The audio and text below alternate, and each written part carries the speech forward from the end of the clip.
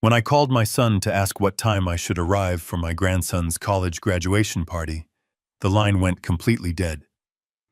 Then my daughter-in-law snatched the phone, laughed a sharp sound that reminded me of breaking glass, and said the party had already happened last Sunday.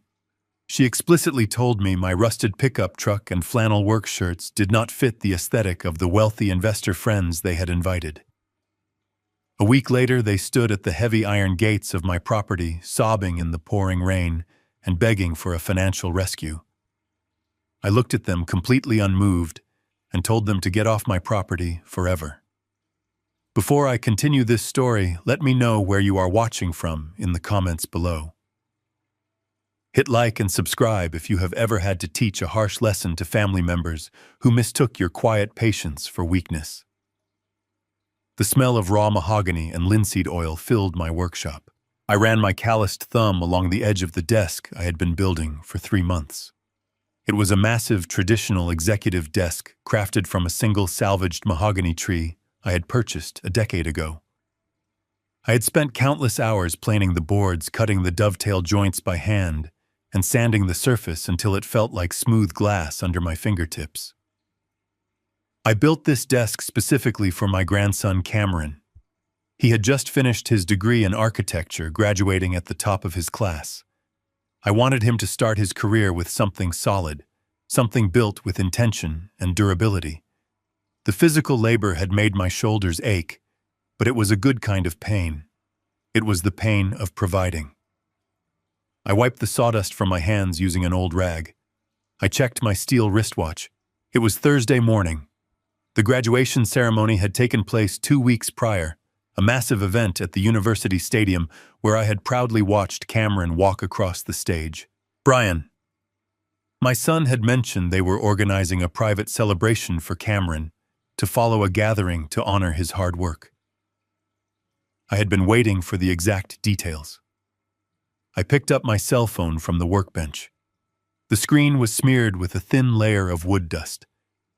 I wiped it clean against my jeans and pressed the speed dial for Brian. I listened to the phone ring.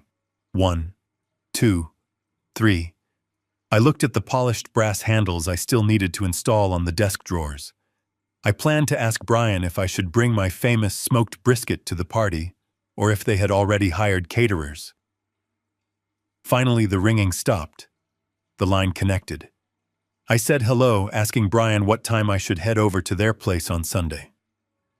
A heavy, suffocating silence fell over the line. I could hear the faint sound of jazz music playing in the background, along with the clinking of expensive glassware. Brian cleared his throat. He stumbled over his words, muttering something completely incoherent about schedules and misunderstandings. Then the auditory texture of the call shifted. A sharp rustling sound indicated the phone had been violently pulled from Brian's hand. Melissa spoke. Her voice was dripping with a toxic blend of amusement and absolute condescension. She let out a sharp, mocking laugh that echoed through the small speaker of my phone. She did not bother to offer an excuse or a polite lie. She told me directly that the graduation party had taken place last Sunday at the Oakmont Country Club.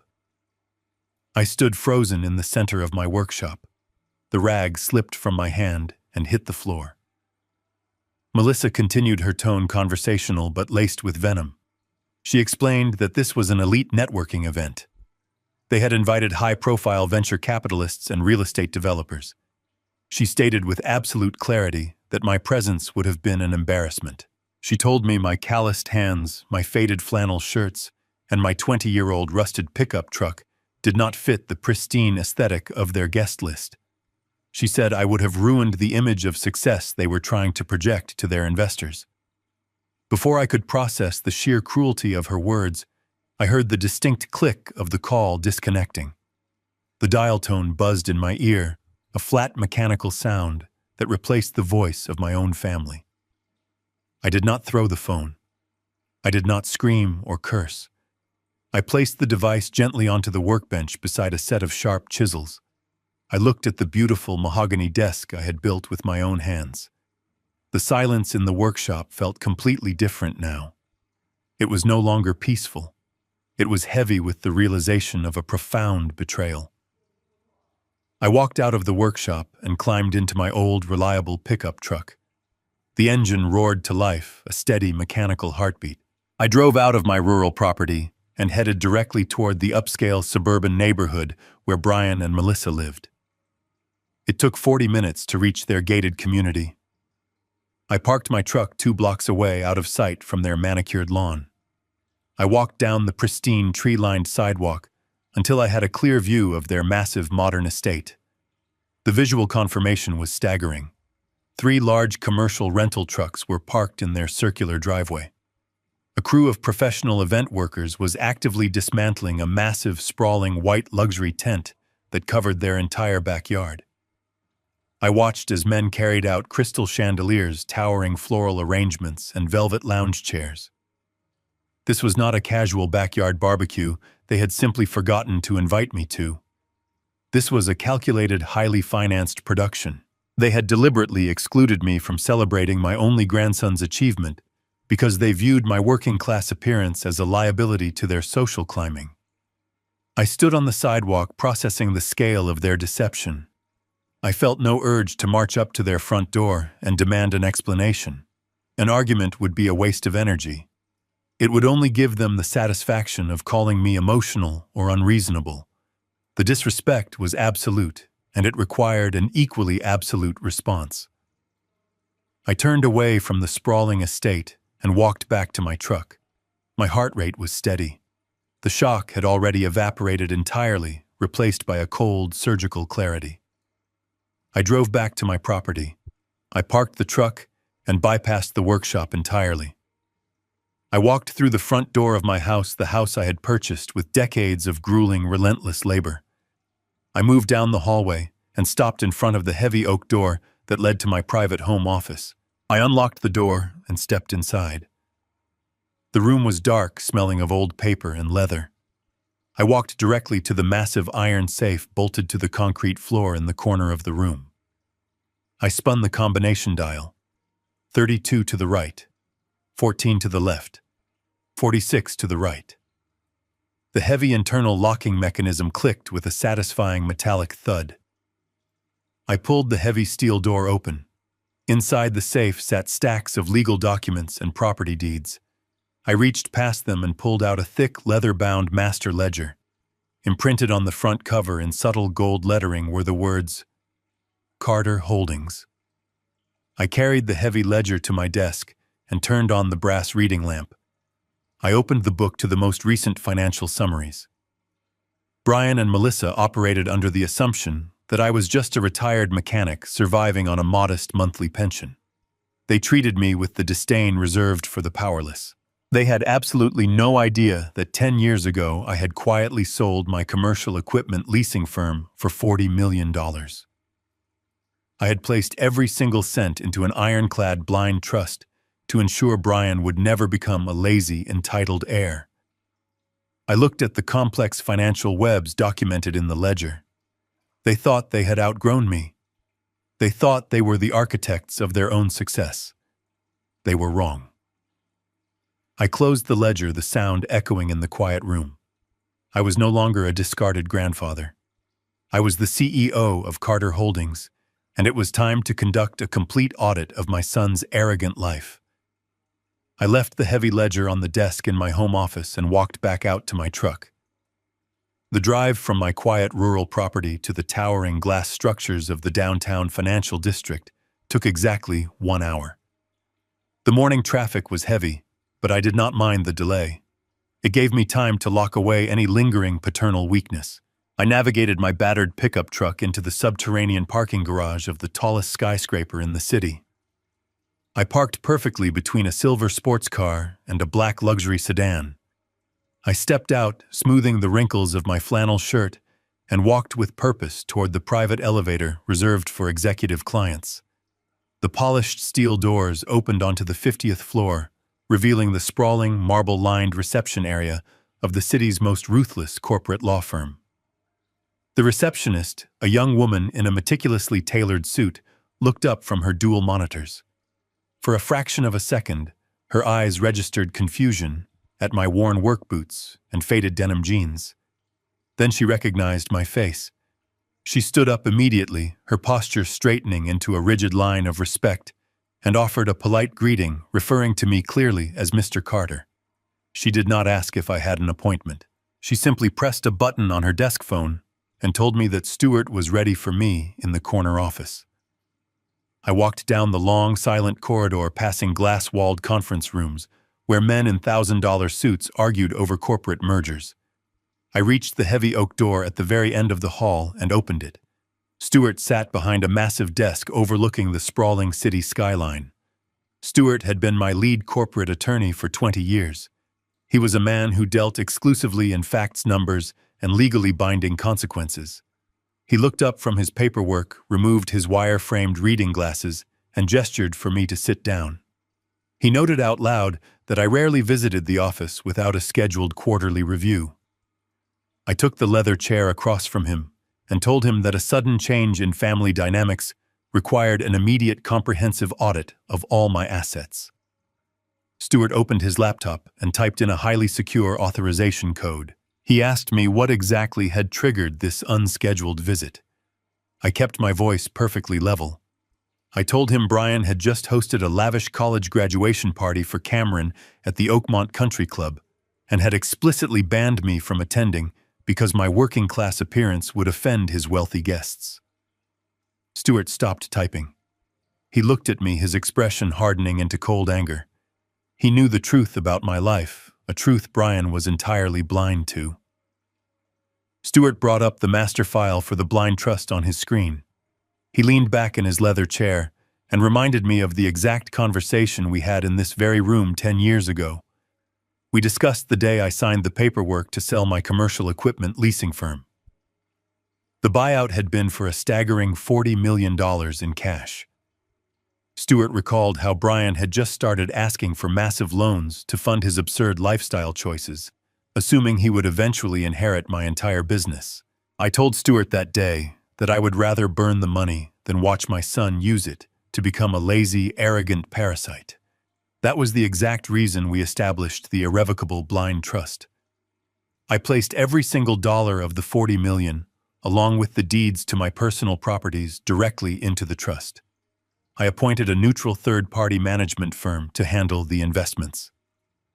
To Brian and to the rest of the world, it appeared as though my business had simply failed, and I had retired with nothing but a meager pension and a small plot of land. I wanted Brian to build his own life from the ground up to understand the true value of hard work. Instead, he had married a woman obsessed with social status and spent his entire life pretending to be wealthy while looking down on the man who had secretly secured his future.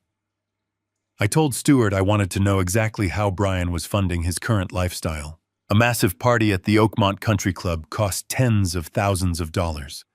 Brian managed a mid-level regional sales team, and his wife ran a failing interior design studio. The math simply did not add up. I instructed Stuart to run a full financial background check on their recent activities, leveraging the private investigators our firm kept on retainer. I wanted to see their debts, their loans, and every single desperate move they had made to maintain their fake affluent image. Stuart nodded in agreement and began typing rapidly. He accessed the peripheral banking networks and public financial registries. For several minutes, the only sound in the large office was the sharp clicking of his keyboard. Then the steady rhythm of his typing suddenly stopped. The silence in the room stretched out, growing tense and heavy. Stuart leaned closer to his high-resolution monitor, his eyes narrowing as he read a newly generated financial report. He clicked on another secure link, opening a scanned legal document pulled directly from the county clerk database. Stuart looked up from the screen. His professional, detached demeanor was completely gone, replaced by a look of absolute grim severity. He turned the laptop around and pushed it across the smooth glass desk toward me. He told me that we did not need to hire a private investigator to find out how Brian was financing his fake life. He stated that the system had just flagged a massive, highly irregular transaction tied directly to my legal name. He pointed a steady finger at the digital document displayed on the screen and told me to look closely at the signature line at the very bottom of the final page. I leaned forward and examined the bright screen. I recognized the official formatting of the document immediately. It was a commercial bridge loan application for $3 million. But that was not what made my blood run cold. What held my complete attention was the specific asset listed as collateral for the massive loan and the familiar signature endorsing the entire fraudulent transaction. I stared at the forged signature on the screen, feeling a profound shift in my chest. It was not the hot sting of anger, but the cold, heavy weight of absolute certainty. Brian had not simply insulted me. He had committed a felony. I asked Stuart how he had found this document so quickly. Stuart explained the mechanics of the blind trust I had established. When I placed my 60-acre property into the trust 10 years ago, I had instructed the asset managers to place a hard lock on the title. Any attempt to alter the deed, place a lien on the property, or use it as collateral would immediately trigger an automated alert to Stuart's firm. Stuart leaned forward and began typing a rapid sequence of commands into his secure portal. He explained that Brian had submitted the commercial bridge loan application to a private banking institution 3 days ago. The bank had initiated a routine background check on the collateral. The moment the county clerk accessed the digital deed to verify ownership, the security protocols of my trust fired an automatic warning directly to Stuart's server. Brian thought he was dealing with a sleepy rural county office. He had no idea he had just tripped the digital alarm system of a $40 million financial fortress. I told Stuart to dig deeper. I needed to see the entire financial foundation of my son's life. Stuart activated his firm's forensic accounting software. He possessed legal access to peripheral banking networks that allowed him to trace credit inquiries and outstanding debts linked to Brian and Melissa's social security numbers. The large monitor on the desk split into multiple windows, each populating with spreadsheets, credit histories, and banking statements. The reality of their fake affluent life was laid bare in stark, undeniable numbers. Stuart pointed to a column highlighted in red. He explained the current state of Melissa's interior design business. She portrayed herself as a highly sought-after designer for the wealthy elite. The numbers told a completely different story. Her commercial lease in the downtown district was 3 months past due. She owed massive sums to independent contractors, furniture suppliers, and fabric importers. Her business accounts were completely drained, operating on a high-interest line of credit that had been maxed out weeks ago. She was facing imminent bankruptcy and multiple civil lawsuits from unpaid vendors. Then Stuart opened Brian's financial profile. Brian had always boasted about his lucrative career as a regional sales director. The records showed his base salary was painfully average. He had no substantial savings. Every single dollar he earned went directly toward paying the leases on their 2 luxury vehicles, the mortgage on their massive suburban home, and the minimum payments on 5 different premium credit cards. They were drowning in debt, living paycheck to paycheck, terrified that their wealthy social circle would discover they were completely broke. This explained the desperate need for a $3 million commercial bridge loan. They needed a massive, immediate injection of cash to pay off the angry vendors, save the design studio from foreclosure, and maintain their illusion of wealth. But no legitimate bank would approve a loan of that magnitude without substantial collateral. That was when Brian decided to steal his own father's land. I asked Stuart to pull up the recent charges on their maxed-out credit cards. I wanted to see the exact financial footprint of the graduation party at the Oakmont Country Club. Stuart isolated the transactions from the past 14 days. The list of expenditures scrolled down the screen, painting a picture of staggering, reckless extravagance. They had spent $8,000 on vintage champagne and top-shelf liquor. They had paid $12,000 for the rental of the massive white luxury tents and the crystal chandeliers I had seen being dismantled on their lawn. They had hired a premium catering service for another $15,000. They had financed this entire charade using a high-interest credit card they could not possibly pay off. I looked at the massive total and felt a deep sense of confusion. You do not spend $35,000 of borrowed money to celebrate a college graduation. Something was entirely wrong with the narrative. I told Stuart to find the country club's event manifesto. I needed to know exactly who was in that room. Stuart bypassed a low-level security wall and accessed the country club's vendor portal. He located the official event registry that Brian had submitted to the front gate security team. Stuart clicked a button and the office printer hummed to life. He handed me a crisp white sheet of paper containing the names of the 150 guests who had attended the party. I took my reading glasses from my shirt pocket and put them on. I scanned the list looking for the names of Cameron's college friends. I looked for his architecture professors. I looked for the young men and women he had spent the last 4 years studying with. There was not a single college student on the list. There was not a single professor. Instead, the page was filled with the names of the city's most powerful financial figures. I recognized the names of managing partners from elite private equity firms. I saw the names of aggressive venture capitalists and high-net-worth commercial real estate developers. I saw the names of the exact men who controlled the flow of commercial investments in the downtown district. The final piece of the puzzle slammed into place, shattering the last illusion I held about my son. This event had absolutely nothing to do with celebrating my grandson's academic achievements. Cameron was merely a decorative prop. The graduation was nothing more than a convenient excuse to get 150 wealthy investors into a room where Brian and Melissa could ply them with expensive alcohol and project an image of massive success. They were using my grandson's milestone as a high-stakes networking event to pitch their failing business and secure the private backing they needed to finalize the fraudulent bridge loan. They had banned me from the party not just because I wore flannel shirts and drove an old truck. They had banned me because my presence would have shattered their carefully constructed lie.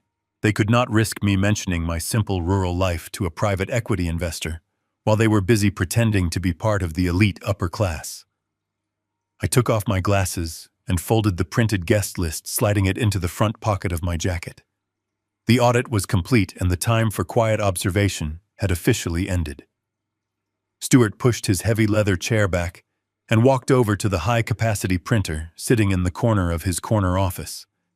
The machine hummed loudly, spitting out a thick stack of warm paper. These were the physical loan documents he had managed to pull from the secure financial portal. He carried the massive stack across the room and dropped it directly onto the center of the glass desk between us. The sound of the heavy paper hitting the thick glass was sharp and final. He instructed me to look closely at the very first page of the agreement. It was a commercial bridge loan contract issued by Apex Financial, a private lending institution known throughout the city for utilizing highly aggressive and predatory tactics. Stuart began to break down the exact nature of the financial trap my son had walked into. He explained that traditional banks would never lend a single dollar to people in the current financial situation Brian and Melissa were facing. Traditional commercial lenders require extensive proof of legitimate income, solid credit scores, and a history of successful business operations. Apex Financial did not care about any of those things. They did not care about Brian's average corporate salary or the fact that their credit cards were completely exhausted. Apex Financial only cared about the physical asset securing the debt. The loan was for $3 million, but the terms attached to the money were absolute financial suicide. Stuart traced his silver pen along the fine print at the bottom of the page. The interest rate was locked at a staggering 18%. Furthermore, the entire agreement was structured with a balloon payment. This meant the entire principal balance of $3 million plus all accumulated interest would be due in full in exactly 6 months. I asked Stuart how Brian possibly planned to pay back over $3 million in such a short window of time. Stuart turned to the second section of the printed documents, which detailed the comprehensive business plan Melissa had submitted to the lenders to justify the massive funding. In the official application, Melissa claimed her design studio was on the verge of signing an exclusive multi-million-dollar contract to design the interiors of a massive new luxury hotel being developed in the downtown district. She projected millions in upcoming revenue to cover the loan. However, Stewart had already instructed his paralegals to cross-reference this specific claim. The hotel development group had never even heard of her interior design firm. The entire business plan was a complete fabrication, a desperate lie constructed solely to secure the cash. Stewart then pulled a separate, thick red folder from his lower desk drawer. He stated that we needed to look much closer at the true catastrophic state of Melissa's interior design business. He opened the folder to reveal copies of 4 separate civil lawsuits filed in the county court over the past 2 weeks. Melissa had not just been failing to pay her commercial rent or her suppliers. She had been actively defrauding her own wealthy clients. Stewart explained the exact mechanics of her crumbling business model. She required her affluent clients to pay a 50% cash retainer up front, claiming the money was needed to purchase custom luxury furniture and imported European fabrics. However, Melissa never ordered the materials. Stewart pointed to the bank statements attached to the legal filings. Melissa had taken hundreds of thousands of dollars in client retainers and funneled the money directly into her personal checking accounts. She had committed the crime of commingling funds. She used her clients' money to pay the lease on her luxury vehicles, to buy expensive designer clothing, and to fund the extravagant graduation party I had just discovered. Her clients had finally realized the furniture was never arriving.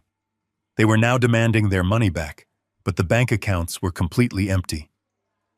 If she did not secure this $3 million bridge loan by Friday, to pay them back, the civil lawsuits would immediately be upgraded to criminal charges for grand larceny.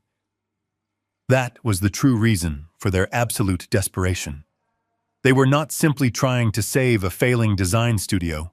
Melissa was desperately trying to stay out of a state penitentiary. Brian was acting as her willing accomplice, perfectly willing to sacrifice my land to cover up her criminal activities. I looked at the loan documents again, focusing my attention on the specific section detailing the collateral. My 60-acre property was listed in bold black ink, recently appraised at $4.5 million. Stewart explained the predatory strategy of Apex Financial. The lenders knew Brian could not possibly pay the loan back in 6 months. They were entirely counting on him to default. When Brian inevitably failed to make the balloon payment, Apex Financial would immediately foreclose on my property. They would bypass a lengthy court battle because the bridge loan contained a strict, irrevocable forfeiture clause. They intended to seize my 60 acres of pristine, undeveloped land, divide it into lucrative commercial lots, and sell it for double its appraised value. Apex Financial was not in the business of lending money to help struggling businesses. They were in the business of stealing highly valuable assets from desperate fools. And Brian had walked right into their trap, offering the culmination of my life's work as the bait. I asked Stewart how Brian had managed to bypass the strict legal requirements for transferring a property deed in this state. A transfer of this magnitude required a certified, notarized signature to be considered legally binding. Stewart flipped over to the final page of the dense loan agreement. He pointed his pen to the official blue notary stamp pressed into the bottom corner of the paper, resting right next to my perfectly forged signature. Stewart recognized the printed name of the notary public. It belonged to a man who operated out of a sketchy title loan office on the industrial edge of the city, a man widely known in legal circles to bend the rules for a large cash bribe. Brian had paid a corrupt official to validate the forged signature, elevating his reckless actions from simple fraud to a severe federal crime. Stewart leaned back in his heavy leather chair, folding his hands together on his lap. He looked at me with a gaze of absolute professional seriousness. He proceeded to outline my legal options. He told me that we possessed more than enough undeniable evidence right now to contact the federal authorities. If we handed this thick file over to the district attorney today, Brian and Melissa would be arrested before the loan funds were ever dispersed. They would face decades in federal prison for bank fraud, wire fraud, and aggravated identity theft. Stewart warned me that if I allowed this loan to officially process, I risked entering a massive, expensive legal battle to reclaim my own land from Apex Financial. I sat in the heavy leather chair, absorbing the complete and utter devastation of my son's choices. I felt no sorrow, no pity, and no paternal weakness. I felt only a cold, mechanical resolve settling into my chest. Brian had made a calculated decision to destroy my life in order to save his own fake reality. He viewed me as a disposable resource, a naive old man he could easily steal from. I looked Stuart directly in the eyes and told him that calling the authorities now would be far too quiet. It would allow them to hide behind closed doors and quiet plea bargains. I instructed Stuart to draft a certified, legally binding letter of fraudulent collateral. We were not going to stop the loan today. We were going to let them believe they had won. We would let them gather their wealthy investors and celebrate their false victory on Friday night. And then I would tear their entire world apart in front of the very people they had sacrificed me to impress. I asked Stuart to isolate the specific deed transfer document from the massive stack of printed financial records. I needed to see the exact mechanism of my son's betrayal with my own eyes. Stuart pulled a single dense page from the pile and placed it squarely in the center of the glass desk. This was the official county transfer application. It was the primary legal instrument required to pledge a physical property as collateral for a commercial loan. I looked at the property description block located at the top of the form. There, typed in rigid, uncompromising black ink, was the exact legal plotting for my 60-acre estate. This was not just a random piece of real estate. Those 60 acres represented the culmination of my entire life's labor. It was the land where I had built my workshop, the very place I had spent the last 3 months carefully crafting Cameron's mahogany desk. I had purchased that specific parcel of land 30 years ago, paying for it with the grueling, exhausting profits from my early days in the equipment leasing business. The property was a sanctuary surrounded by old-growth oak trees and a quiet freshwater creek. It was the only place I found absolute peace after my wife passed away. Brian knew exactly what this land meant to me. He had grown up running through those woods. He knew it was my permanent home. And yet he had coldly offered it up to a predatory lending firm to cover the massive debts of his wife's fraudulent design business. I read the dense legal paragraphs detailing the transfer of rights.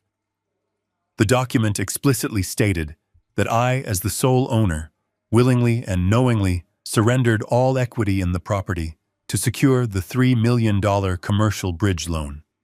It contained aggressive clauses acknowledging the immediate risk of foreclosure upon default. It was a document entirely designed to strip a person of their most valuable asset without any room for legal recourse. The sheer audacity required to submit such a form was staggering. Brian had walked into a title office, looked a government official directly in the eye, and presented this paperwork as authentic. I moved my gaze down to the bottom of the page. I needed to see the final piece of the puzzle.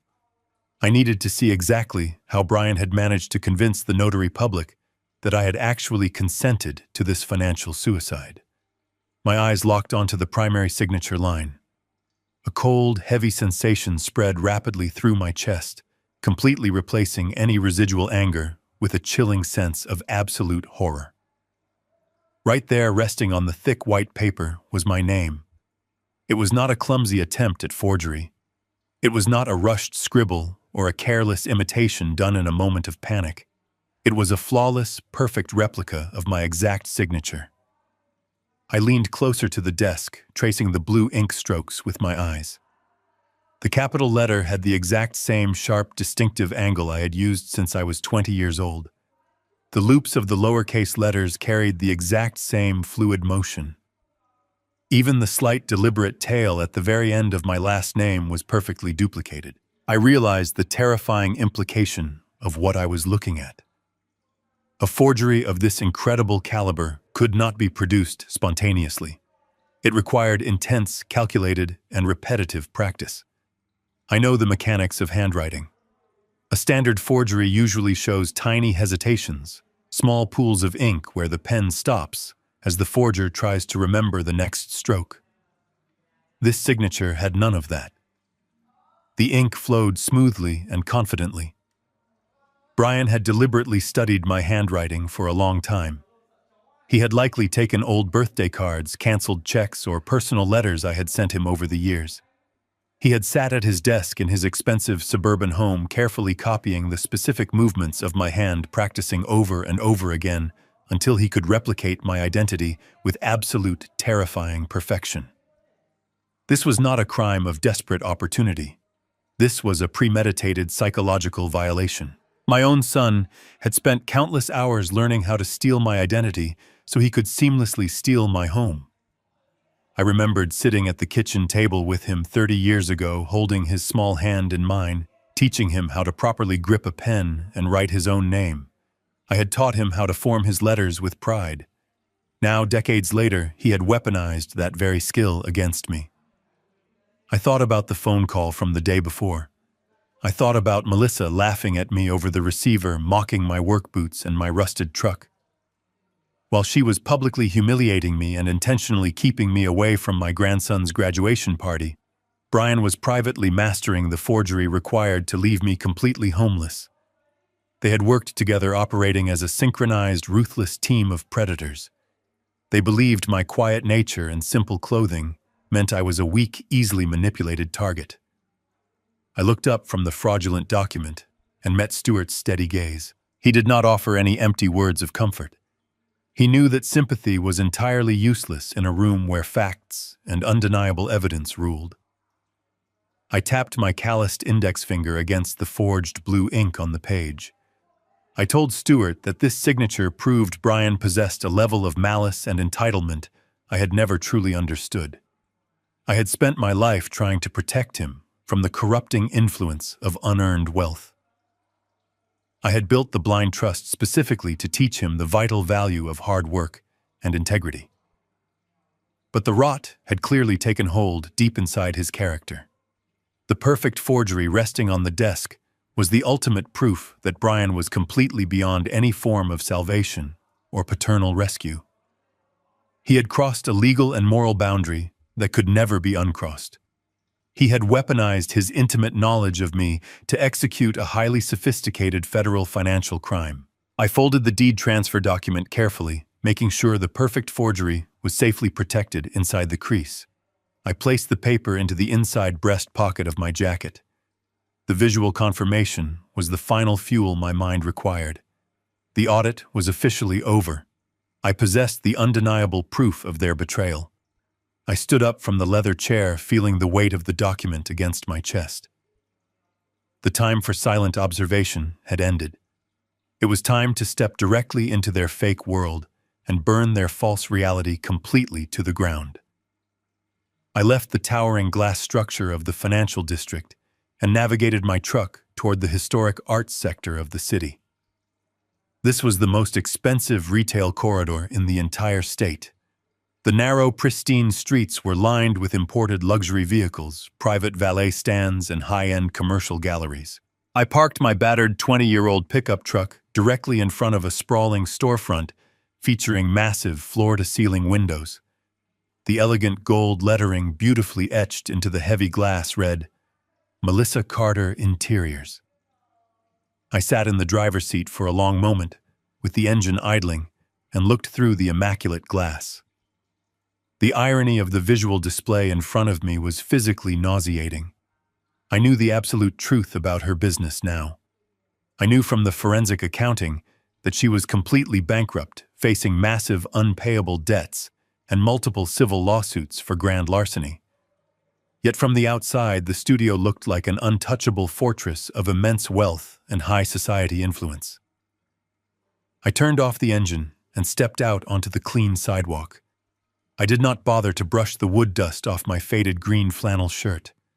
I did not try to clean the dried mud from my heavy steel-toed work boots. I walked up to the towering glass doors and pushed them open, stepping directly into a world of completely fabricated luxury. The air inside the cavernous room was heavily perfumed with the scent of expensive floral arrangements and fresh bespoke leather.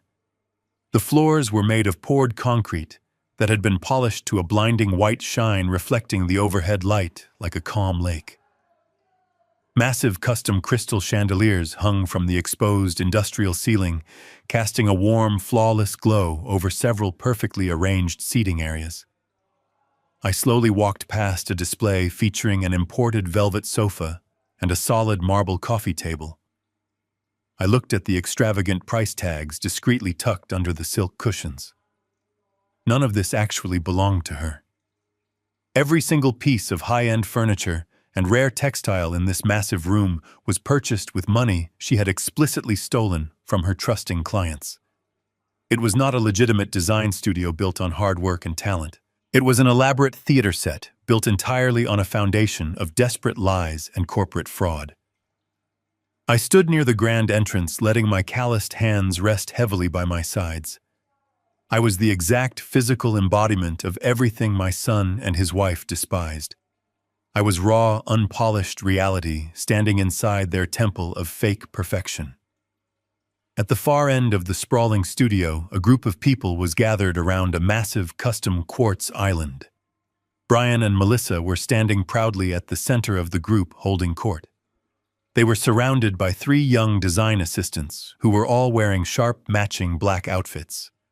Brian was wearing a perfectly tailored navy suit that likely cost more than my first car. Melissa was draped in a pure white designer silk dress, and her wrists were glittering with heavy, expensive gold bracelets. The scene looked exactly like a photograph pulled directly from a wealthy lifestyle magazine. Brian held a dark green bottle of vintage champagne in one hand and a tall crystal flute in the other. I watched in absolute silence as he popped the cork with a loud, obnoxious cheer. The young assistants clapped their hands enthusiastically, playing the role of a devoted audience. Brian poured the sparkling golden liquid into the glasses held out by the eager employees. I listened closely as Melissa raised her crystal glass high into the air and proposed a loud, boastful toast to their impending massive expansion. She spoke with supreme artificial confidence about a lucrative new commercial hotel contract and a major influx of corporate capital that was guaranteed to arrive in their banking accounts by Friday morning. She was smiling, a radiant, flawless smile. She was actively and joyfully celebrating the successful theft of my 60-acre property. She was drinking expensive champagne to honor the forged document that would leave me completely homeless. I began walking slowly across the polished white concrete floor. I did not try to soften my footsteps. The heavy rubber tread of my work boots squeaked and echoed loudly through the cavernous room, cutting directly through the smooth jazz music playing softly from the hidden surround sound speakers. I walked past rolls of expensive French silk and displays of imported Italian ceramics. The physical distance between the front door and the quartz island felt like a long corridor of mounting tension. I kept my eyes locked directly on my son. The young assistants were the first to notice the heavy approaching footsteps. They turned their heads away from the celebration. Their enthusiastic smiles instantly vanished and were quickly replaced by looks of utter confusion and mild alarm. They looked down at my dirty boots and my worn clothing, clearly assuming I was a lost construction worker or a confused delivery driver who had wandered through the wrong door. Then Brian turned around. The crystal champagne flute he was holding stopped halfway to his mouth. The confident, arrogant color drained completely out of his face for a fraction of a second. His eyes widened as his brain struggled to process why his father was standing inside his private sanctuary. He quickly recovered his composure and replaced his momentary shock with a rigid mask of intense annoyance. Melissa turned around next. Her eyes scanned me slowly from head to toe, taking in every speck of dust and every frayed thread on my collar. Her beautiful expression twisted into a harsh sneer of pure, unadulterated disgust. I had invaded her pristine, curated sanctuary. I had brought the undeniable reality of dirt and honest labor directly into her flawless illusion of high society wealth. The joyful, celebratory energy in the room evaporated instantly, leaving behind a thick, suffocating silence that pressed heavily against the walls of the sprawling studio. I stopped walking and stood completely still, waiting for them to speak first. Brian placed his crystal champagne flute onto the quartz island with a sharp click. He did not smile. He separated himself from the group of bewildered design assistants and marched across the polished concrete floor toward me. His posture was rigid with suppressed rage. He closed the distance between us, stopping just inches from my face. He kept his voice low, hissing his words through clenched teeth to prevent the echoes from reaching the back of the studio. He demanded to know what I was doing inside his place of business. He looked down at my faded flannel shirt and my scuffed boots, asking if I had completely lost my mind, coming into a luxury establishment looking like a vagrant. He told me I was tracking literal dirt into a showroom that catered exclusively to the wealthy elite. Before I could formulate a response, Melissa stepped up beside him. She did not bother to lower her voice. She wanted her employees to witness her authority. She crossed her arms over her expensive white silk dress and looked at me with an expression of profound pity mixed with absolute contempt. She sighed loudly, shaking her head as if dealing with a confused child. She announced to the empty space between us that she supposed it was inevitable I would show up looking for a handout after realizing I had missed the graduation celebration. Melissa unclasped her designer handbag. She reached inside and pulled out a small piece of brightly colored plastic. She held it out toward me between her perfectly manicured fingers. She explained in a slow, patronizing tone that it was a $50 gift card to a chain diner located near the highway. She stated that since I was unable to attend the party at the country club, Brian and she had purchased this card so I could treat myself to a decent hot meal. She pushed the cheap plastic card toward my chest, insisting I take it. She said it was much more suited to my particular tastes than the vintage champagne and imported caviar they had served their actual guests. I slowly raised my hand and took the piece of plastic from her fingers. I looked down at the bright red logo of the roadside diner. The weight of the card felt completely absurd in my palm. My son and his wife were currently attempting to steal a piece of real estate worth $4.5 million from me. They had forged my signature on a federal banking document to secure a $3 million commercial loan to cover their massive criminal debts. Yet here they stood, standing inside a bankrupt design studio funded entirely by stolen client money, arrogantly offering me a $50 gift card as a consolation prize for my absence in their fake lives. The sheer scale of their hubris was staggering. I did not break my silence. I looked from the piece of plastic in my hand up to Melissa's triumphant face. She interpreted my quiet observation as grateful submission. She smiled a cruel, self-satisfied smile and took a step back, aligning herself shoulder to shoulder with Brian. She told me that I needed to understand my place in their new world. She explained that their social circle was composed of high-net-worth individuals, powerful investors, and corporate executives who expected a certain standard of elegance. She stated plainly that my presence was a liability. She told me that looking at my calloused hands and worn clothing made her physically uncomfortable, and it would completely ruin the pristine brand they had worked so hard to build. Brian stepped forward again, emboldened by his wife's ruthless monologue.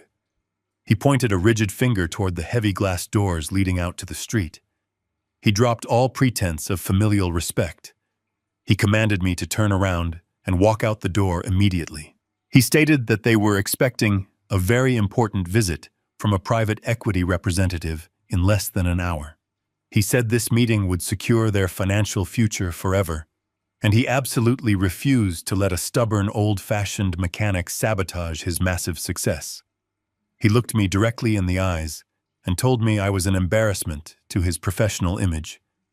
He told me to take the gift card, drive my ugly truck back to the woods, and stay out of his sophisticated life. Brian continued his verbal assault, his voice rising in volume and arrogance. He bragged about the empire he was building. He claimed he had achieved a level of wealth and influence I could never possibly comprehend. He stated that I had spent my entire life working with my hands like a peasant, completely lacking the vision and ambition required to navigate the modern corporate landscape. He declared that he was a self-made man, entirely responsible for his own luxury, and he owed absolutely nothing to a father who had never understood the true meaning of power. I stood completely still, absorbing every single word of his delusional rant. I let him empty his entire arsenal of insults. I watched him inflate his own ego, building his pedestal of lies higher and higher into the air. I did not feel the urge to defend my honor or explain the millions of dollars sitting in my blind trust. I did not feel the need to tell him that the very ground he was standing on was entirely funded by my silent generosity. I simply let him construct his own trap. The higher he climbed on his ladder of arrogance, the more devastating the final fall would be. I slipped the plastic gift card into the front pocket of my flannel shirt, resting it right next to the folded copy of the forged deed transfer. The contrast between the two items resting against my chest was the perfect representation of their fatal miscalculation. I stood my ground, while the echoes of Brian's arrogant insults faded into the cavernous space of the design studio. The plastic gift card rested heavy in my chest pocket, right next to the forged deed. Brian was breathing heavily. His face was flushed with the sheer exertion of his own ego. He was waiting for a reaction. He was waiting for me to shout to defend my pride or to storm out in a fit of typical parental anger. I did none of those things. I simply observed him. I let the silence stretch out, forcing him to sit in the uncomfortable atmosphere he had just created. I looked past his tailored navy suit and the expensive gold watch gleaming on his wrist. I kept my voice perfectly level and calm. I asked him a very direct question. I asked him how he had managed to secure such a massive influx of corporate capital in such an incredibly short amount of time. I framed the question not as an accusation, but as a genuine inquiry from a confused old man trying to understand the complexities of modern business. Brian puffed out his chest and sneered. He stated that real money moves rapidly when you possess the right corporate vision. He claimed his wife's business plan was flawless, and the private equity lenders had practically begged him to take their millions. He spoke with the absolute conviction of a man who actually believed his own fabricated reality. I nodded slowly, as if absorbing his great wisdom. I told him I had been reading the financial news lately. I mentioned that aggressive private lending institutions usually demand massive physical collateral before they release that kind of funding. I asked him directly what specific tangible assets he had leveraged to guarantee a multi-million-dollar commercial loan. Melissa rolled her eyes aggressively. She stepped forward and told Brian not to waste his breath explaining high finance to a man who spends his days cutting wood in a dirty shed. She wanted to dismiss me completely, but Brian could not resist the overwhelming urge to brag. His hubris demanded an audience. He looked down at me and stated that he had leveraged his own immense corporate value. He said the banking executives looked at his investment portfolio, his wife's exclusive client list, and their massive future revenue projections, and deemed them a zero-risk investment. He lied flawlessly, without a single hesitation or break in eye contact. This was the critical juncture. I had to give him one final opportunity to show a single shred of human decency or remorse. It was a test I secretly hoped he would pass, even though I knew the undeniable facts resting in my pocket. I looked him dead in the eye and lowered my voice. I asked him if he was absolutely certain his financial foundation was clean. I asked him if he had ever used anything that did not explicitly belong to him to secure this lavish new life. I warned him, speaking slowly and deliberately, that if a man builds his massive house on stolen ground, the entire structure will inevitably collapse and crush him. The question struck a nerve, but it did not strike the nerve of guilt. It struck his fragile pride. He took a hostile step forward, completely invading my personal space. The smell of the expensive vintage champagne was heavy on his breath. He told me I was pathetic and deeply jealous. He said I was projecting my own lifelong financial failures onto his massive, unprecedented success. He swore on his life that every single thing he possessed, every dollar in his bank account, and every contract he signed was earned through his own sheer brilliance. He looked at me with cold, dead eyes and stated that I had never given him anything of real value and he would never need a single thing from me for the rest of his natural life. The confirmation of malice was absolute. He had officially sealed his own fate. He had looked the man whose signature he painstakingly forged straight in the face and lied with terrifying conviction. There was no simple misunderstanding here. There was no desperate panic driving a basically good man to make a temporary mistake. There was only a ruthless predator fiercely protecting his stolen kill. I nodded once, acknowledging his final answer. I told him I understood his position perfectly. I slowly reached my right hand inside the breast pocket of my faded green jacket. Brian tensed slightly, clearly thinking I was reaching for the cheap restaurant gift card to throw it back at him in a dramatic display of wounded pride.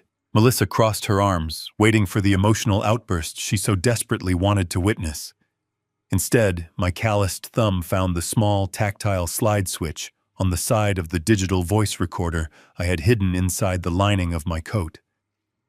I had activated the recording device the exact moment I parked my truck outside the studio. I pushed the switch down with a firm press. The tiny hidden device clicked softly, saving the last 20 minutes of high-definition audio directly to its internal memory drive. I had captured every single insult, every boastful lie, and his absolute denial of using stolen collateral.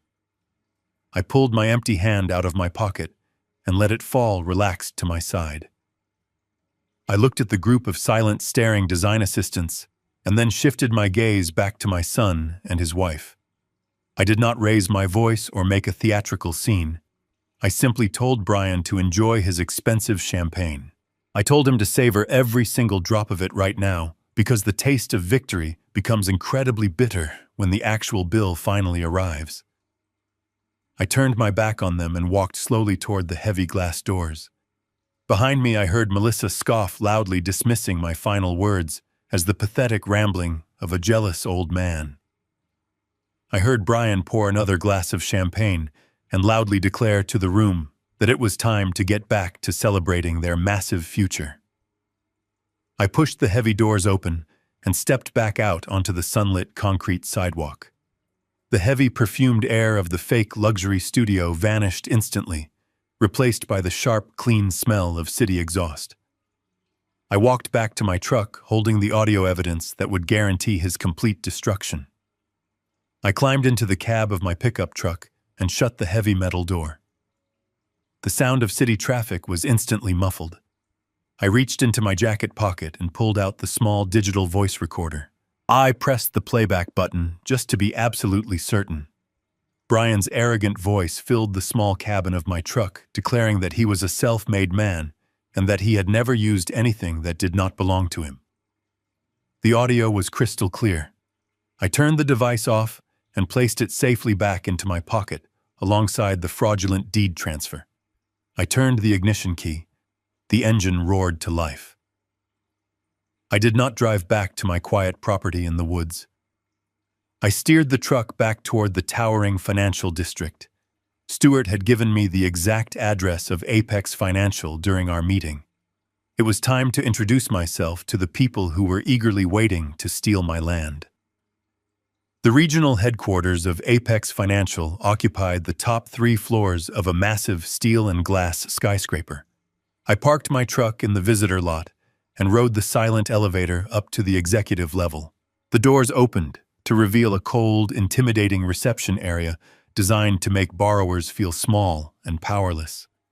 The walls were paneled in dark walnut, and the floor was covered in thick charcoal carpet.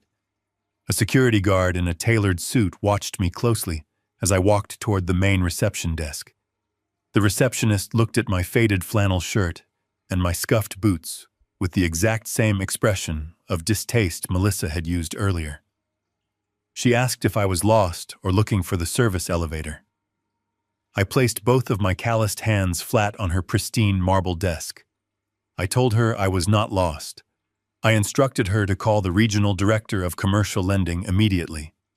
I told her to inform him that the primary collateral listed on the $3 million bridge loan for Melissa Carter Interiors was entirely fraudulent. The receptionist froze. The condescending smirk vanished from her face. She picked up her phone and dialed an internal extension, her eyes locked nervously on my dirty work boots. Less than 2 minutes later, a tall man in a sharp gray suit hurried out of a set of double doors. He introduced himself as Richard, the regional director. He looked frantic and deeply concerned. He ushered me quickly past the security guard and into his private corner office, closing the heavy wooden door firmly behind us. He gestured for me to sit in one of the plush leather chairs opposite his massive mahogany desk. He did not offer me anything to drink or waste time with pleasantries. He sat down heavily and demanded to know exactly who I was and why I was making such massive accusations regarding one of their pending commercial accounts. I did not answer him immediately.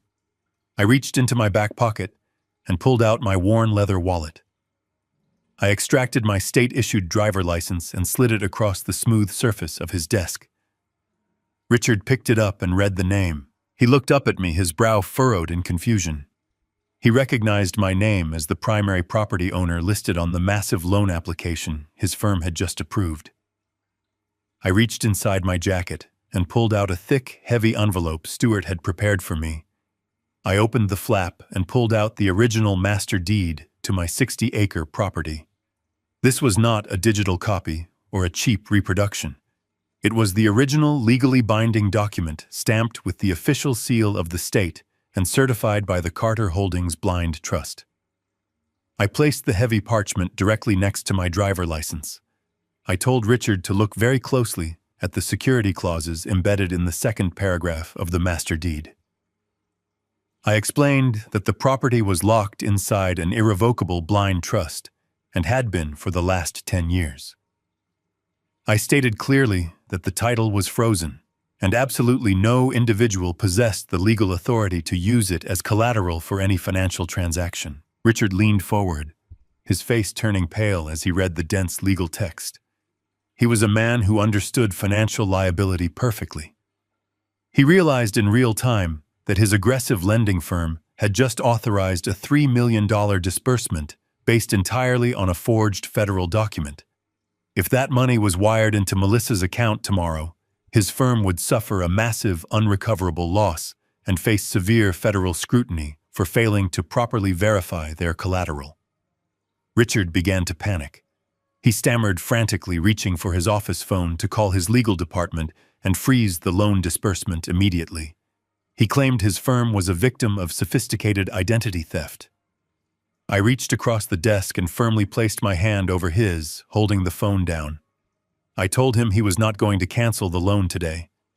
I told him we were going to let the process continue, exactly as Brian and Melissa expected. Richard looked at me as if I were insane. He asked why I would possibly want to allow a fraudulent loan to proceed when my own property was on the line. I removed my hand from the phone and reached back into my pocket. I pulled out the small digital voice recorder and set it on the desk. I pressed the play button. The clear audio of my son bragging about his flawless business plan and denying any use of stolen assets filled the quiet executive office. Richard listened in stunned silence as Brian aggressively insulted me and claimed complete ownership of his fake empire. I let the recording play to the very end before turning the device off.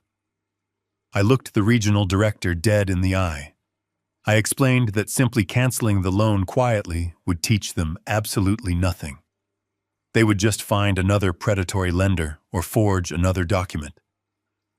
I told Richard that Brian and Melissa were hosting a massive victory dinner on Friday night at a 5-star restaurant surrounded by their wealthy private equity investors.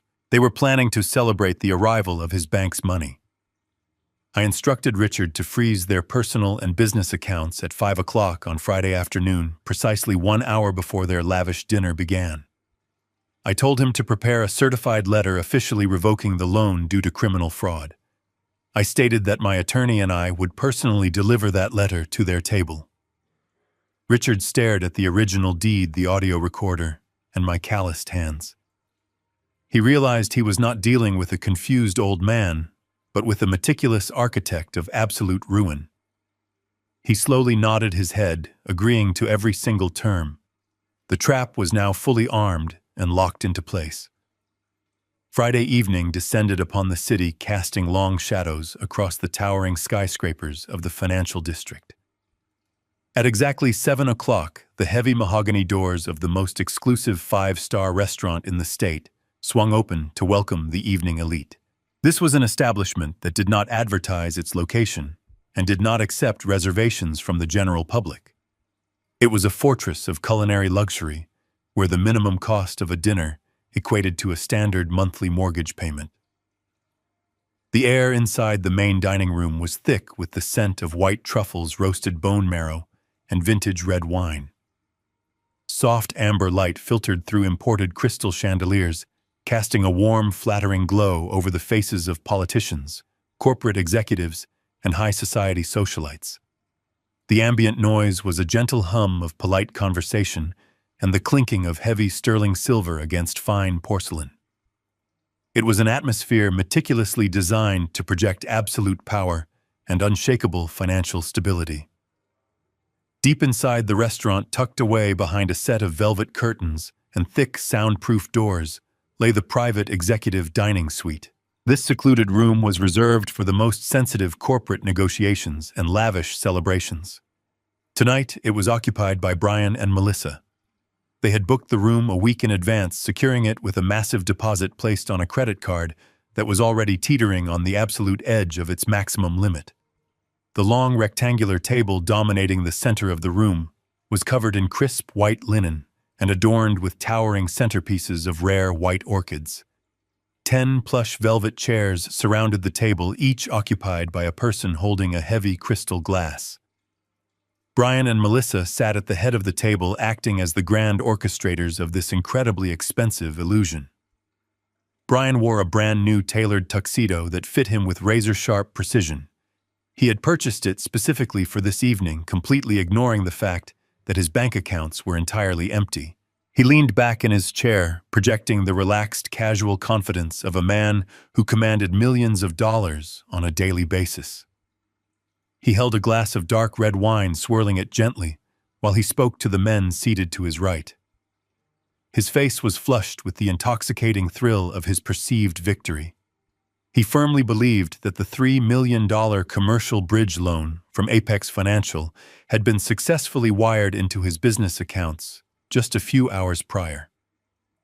He believed he had successfully stolen my 60-acre property, navigated the treacherous waters of commercial lending, and secured his extravagant future without a single complication. Melissa sat right beside him, radiating an aura of artificial perfection. She wore a stunning floor-length emerald silk gown and a diamond necklace that caught the ambient light with every slight movement of her head. She was fully in her element, playing the role of the highly successful, sophisticated visionary. She leaned across the table, engaging in animated conversation with the wives of the wealthy investors. She described the completely fabricated luxury hotel project in vivid, intricate detail. She spoke about importing rare Italian marble for the lobby and commissioning custom artwork for the penthouse suites. She lied with such incredible fluency and genuine enthusiasm that the women listening to her were entirely captivated. She showed absolutely no signs of the crushing anxiety that should accompany a woman facing multiple civil lawsuits for grand larceny. She was completely insulated by her own massive ego. The guests they were hosting were not fools. They were hardened private equity investors and aggressive venture capitalists. The lead investor sitting directly to the left of Brian was a man known for his ruthless business instincts and massive portfolio of commercial real estate. These men usually possessed an incredible ability to spot a bad investment from a mile away. However, Brian and Melissa had constructed a trap of social proof that was incredibly difficult to see through. The investors looked around the private dining suite, taking in the rare orchids, the vintage wine, and the undeniable physical evidence of massive wealth. They assumed that no one would dare host a dinner of this magnitude unless they were already wildly successful. The sheer audacity of the lie made it entirely believable.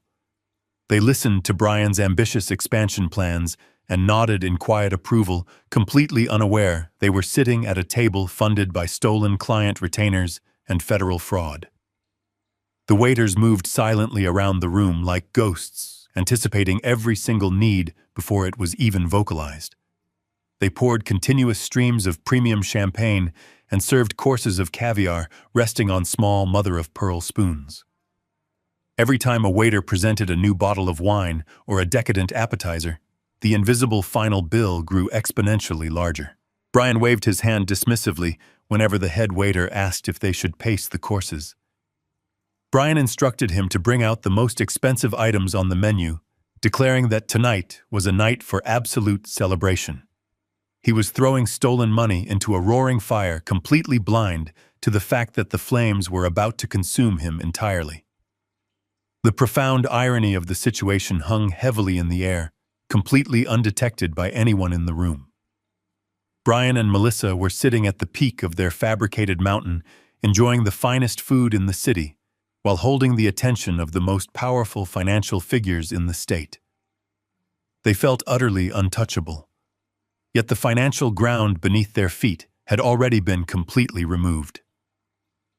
At exactly 5 o'clock that afternoon, while Brian was standing in front of his bathroom mirror, tying his silk bow tie, the regional director of Apex Financial had executed the trap.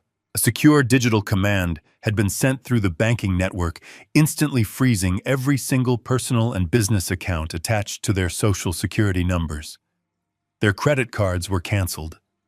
Their lines of credit were permanently revoked. The stolen retainers and the massive debts were officially locked down by federal fraud investigators. They were currently sitting in a 5-star restaurant, consuming thousands of dollars worth of premium goods, with absolutely zero means of paying the bill. They were entirely bankrupt, penniless, and facing severe federal criminal charges. But in this specific moment, isolated inside the warm, glowing luxury of the private dining room, they knew none of this. They were completely shielded from the devastating reality waiting just outside the velvet curtains. The main course arrived. The waiters placed heavy porcelain plates in front of the guests, featuring perfectly seared Wagyu beef and delicate truffle purees. The smell of the rich food filled the room, elevating the mood to its absolute peak.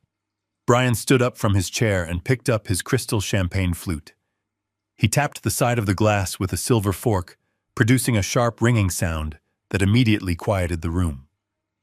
The private equity investors stopped eating and looked up at him with polite interest.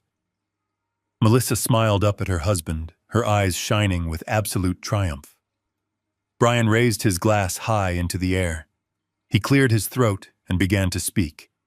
He thanked the powerful men for taking the time to join him on this momentous occasion. He spoke about the value of bold vision and the courage required to take massive risks in the modern business world. He looked directly at the lead investor and declared that this dinner marked the beginning of a highly lucrative and completely unstoppable partnership. He boasted that his design firm was about to change the entire landscape of the city. He invited everyone to raise their glasses and drink to their guaranteed mutual success. The investors smiled and raised their flutes, echoing his arrogant cheer. The sound of crystal clinking together filled the opulent room, marking the exact final second of their grand illusion. The stage was perfectly set. The absolute height of their hubris had been reached, and I was standing just on the other side of the heavy mahogany doors, waiting to tear it all down. I stood on the cold concrete sidewalk outside the restaurant, waiting in the biting night air. I watched a line of luxury vehicles pull up to the valet stand. Men in expensive wool coats and women in designer silk gowns stepped out laughing softly as they were ushered through the heavy front doors. I did not move to join them. I waited by the corner of the brick building until a dark blue sedan pulled up to the curb. Stuart stepped out of the passenger side.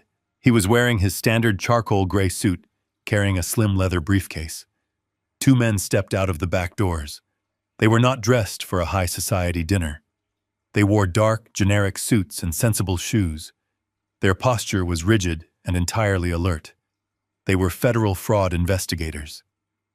Stuart introduced them briefly as Agent Reynolds and Agent Foster. We did not shake hands. This was not a social gathering. It was a highly calculated tactical operation. We approached the main entrance together. The restaurant employee stood behind a polished mahogany podium. He looked up and immediately raised a hand to stop us.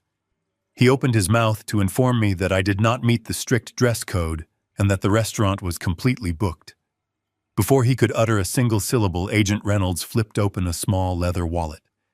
A heavy silver shield caught the amber light of the foyer. Reynolds calmly instructed the man to step aside and point us toward the private executive suite. The color drained from the restaurant employee's face completely.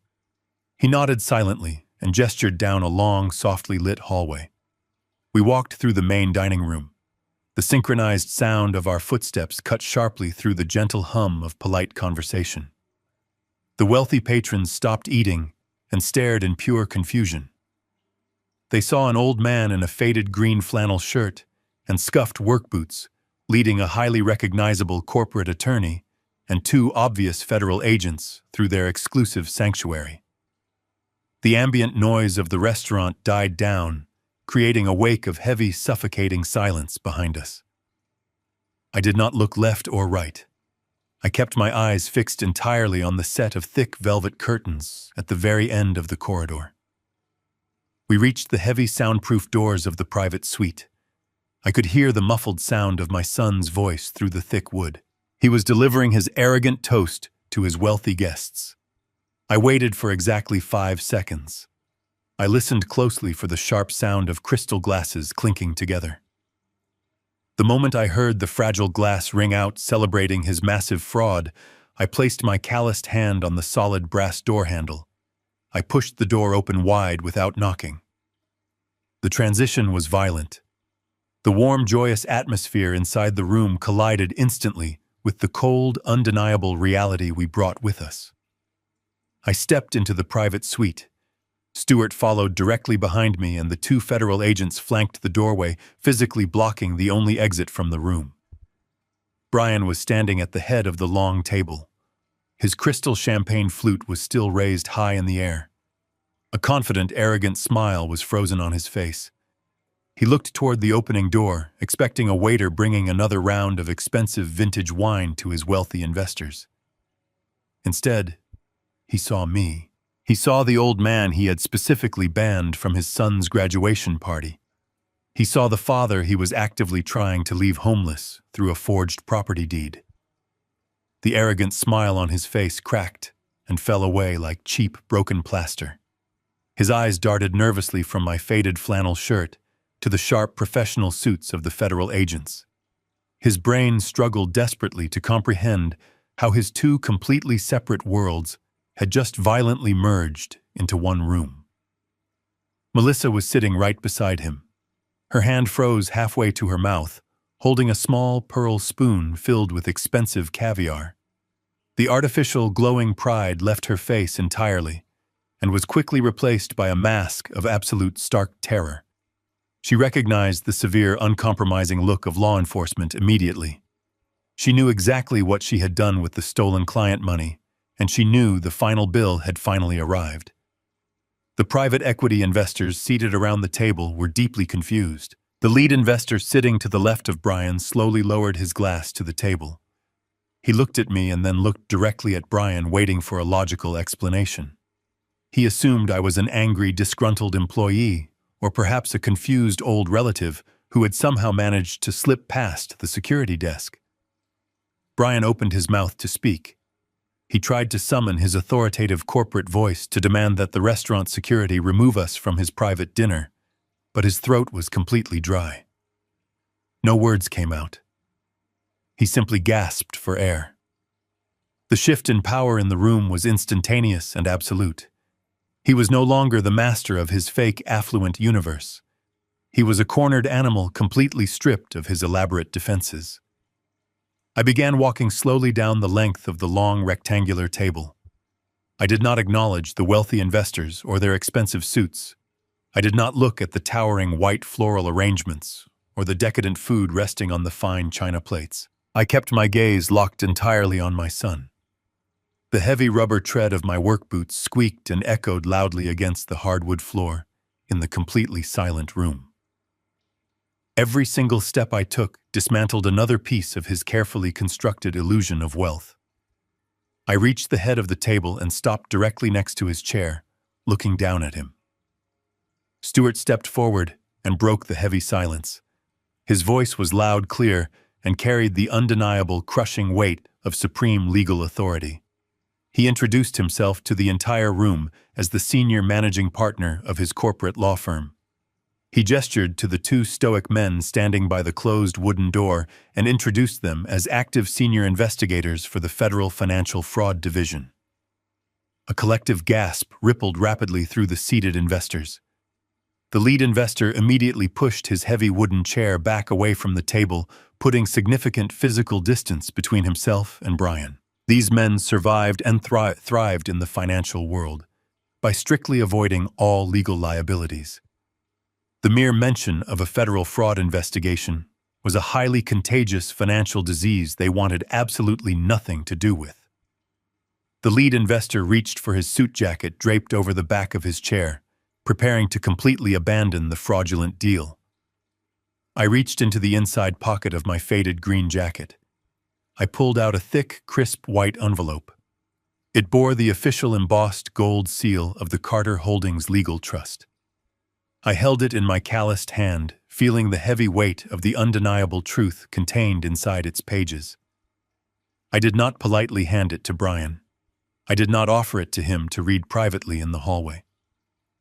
I reached across the table and dropped the heavy envelope directly onto his pristine porcelain dinner plate. The envelope landed squarely on top of his incredibly expensive seared Wagyu beef, soaking up the rich, dark brown sauce. Melissa dropped her pearl spoon. It clattered loudly against her porcelain plate. She stared at the white envelope as if it were a venomous snake resting on the table. She looked at the federal agents standing by the door and began to shake uncontrollably. The lead investor did not even wait for Brian to attempt an explanation. He stood up completely disgusted by the massive legal liability sitting next to him. He advised the other men at the table to leave the room immediately. I looked down at my son while he sat trembling in his brand-new tailored tuxedo. I spoke in a voice that was perfectly calm, steady, and carried the force of an absolute final judgment. I told him that the $3 million commercial bridge loan he had celebrated tonight was permanently canceled. I informed the entire room of silent, staring investors that the collateral used to secure the massive funding was a piece of private real estate he did not actually own.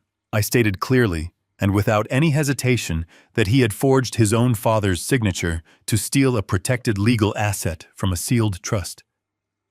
I leaned closer, resting my heavy hands firmly on the top back edge of his chair. I told him that the bank accounts he was desperately relying on to pay for this extravagant 5-star dinner had been completely frozen by a federal court order over 2 hours ago. I watched his eyes widen in pure, unadulterated panic as the full, devastating reality of his situation finally crushed him. The fake empire he had spent years building through lies and stolen money had just collapsed into dust right in front of his most important professional audience. I stood up straight, adjusting the collar of my worn flannel shirt. The truth was now permanently exposed, and the consequences were absolutely inescapable. The white envelope sat completely still on the ruined porcelain plate. The rich brown sauce from the Wagyu beef slowly seeped into the thick paper edge, but the embossed gold seal of Carter Holdings remained pristine and completely untouched. The heavy silence in the private dining room was no longer just uncomfortable. It was a suffocating physical weight, pressing down on every single person sitting at the long table. Brian stared at the envelope with his mouth slightly open, unable to form a single coherent word. His face had turned the color of cold ash. The arrogant, powerful corporate executive who had just commanded the attention of the room was completely gone. In his place sat a terrified little boy who had just been caught committing a massive, unforgivable crime. Melissa was paralyzed beside him. Her perfectly manicured hands gripped the edge of the table so tightly her knuckles had turned completely white. She looked wildly between the federal agents standing at the door and the grim, uncompromising face of my attorney. She knew there was no lie sophisticated enough to save them from this exact moment. The lead investor broke the paralyzing spell. He was a man who managed billions of dollars in corporate assets, and he did not tolerate mysteries or hidden liabilities in his business dealings. He reached across the white linen tablecloth, his expensive suit sleeve brushing against the crystal champagne flutes. He ignored Brian completely and grabbed the heavy envelope right off the dinner plate. Brian twitched a pathetic, half-formed motion to stop him, but the investor shot him a look of such absolute icy authority that Brian instantly froze in his chair. The investor tore open the heavy paper flap with a single sharp motion. He pulled out the certified letter of fraudulent collateral and the supporting legal documentation my attorney had prepared specifically for this evening. He put on his wire-framed reading glasses and began to scan the dense paragraphs. The entire room watched him in absolute silence. We watched the precise moment his calculating mind processed the severity of the situation. His jaw tightened into a rigid, sharp line. His eyes darted across the page, reading the details of the forged signature, the stolen property deed, and the federal bank freeze. He was reading the absolute destruction of his own pending multi-million-dollar partnership in real time. The lead investor finished reading the final page.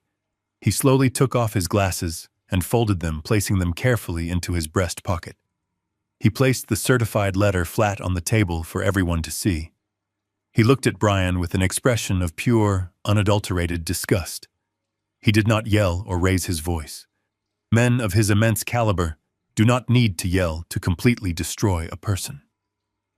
He spoke in a low, dangerously calm voice that carried to every single corner of the private suite. He stated that in his 30 years of managing private equity, he had dealt with bad investments, failed startups, and incompetent executives. But he said he had never encountered a man stupid enough to forge a federal banking document and then invite federal investigators to his own lavish victory dinner. He turned to the other wealthy men seated around the long table. He informed them with absolute clarity that the interior design firm they were about to fund was entirely bankrupt and operating solely on stolen client money. He told them the collateral securing the loans was completely fraudulent, and that any man who stayed in this room for one more minute risked becoming an accessory to a massive federal financial crime. The reaction was immediate and entirely chaotic. The powerful men around the table did not ask for further proof or debate the legal nuances. The presence of the federal agents and the official documentation from a senior corporate attorney were more than enough to trigger their fierce survival instincts. They stood up in complete unison, pushing their heavy velvet chairs back so violently that several of them tipped over and crashed loudly against the polished hardwood floor. The wives of the investors who had been listening to Melissa brag about imported Italian marble just moments ago now looked at her with expressions of absolute horror and revulsion. They grabbed their expensive designer handbags and rushed away from the table, treating Melissa like a highly infectious disease. Melissa tried to speak. She tried to force a confident laugh and claim this was all a massive misunderstanding, a terrible administrative legal mix-up. But her voice cracked and faded into a pathetic whimper as one of the wealthy wives actively physically recoiled from her extended hand. The social destruction was instantaneous and completely irreversible. Melissa was no longer a sophisticated high society visionary. She was a publicly exposed common thief watching her entire fake life crumble into dust. Brian finally found his voice, but it was entirely the wrong one. He scrambled out of his chair, knocking over his crystal champagne flute. The expensive vintage wine spilled across the white linen tablecloth, looking exactly like fresh, dark blood spreading over snow. He chased after the lead investor, reaching out with trembling, desperate hands to grab the sleeve of the older man's suit jacket. He begged him to wait right there in the middle of the room. He pleaded with him to listen to reason, claiming he could fix the paperwork and secure entirely different funding by Monday morning. He promised the luxury hotel project was still completely viable. It was the most pathetic display of desperation I had ever witnessed in my entire life. The lead investor violently yanked his arm away from Brian's sweaty grasp. He turned around and pointed a rigid, commanding finger directly at Brian's pale face. He told Brian that he was completely blacklisted from every single financial institution in the entire state. He promised that he would personally ensure no legitimate investor ever took a phone call or a meeting from him ever again. He told Brian that his professional life was permanently over and that he should spend his remaining time finding a very good criminal defense attorney before he ended up in a federal penitentiary. The wealthy guests flooded toward the exit, desperate to escape the toxic criminal atmosphere of the private dining suite. The two federal agents stepped aside just enough to let the fleeing investors pass safely into the hallway, while ensuring Brian and Melissa remained trapped inside the room. Within 60 seconds, the luxurious executive suite was completely empty of its high society audience. The grand, elaborate celebration had been entirely hollowed out. Only the miserable wreckage remained. Overturned velvet chairs, spilled wine, discarded cloth napkins, and half-eaten plates of incredibly expensive food littered the beautiful room. The silence that fell over the suite now was the silence of a graveyard. Brian stood entirely alone in the center of the room, his brand-new tailored tuxedo looking absurd and completely out of place on a man whose entire life had just been legally and socially shattered. He looked around at the empty chairs and the ruined dinner table. He realized that every single thing he had valued, his professional reputation, his wealthy connections, his perceived social power, had evaporated into thin air.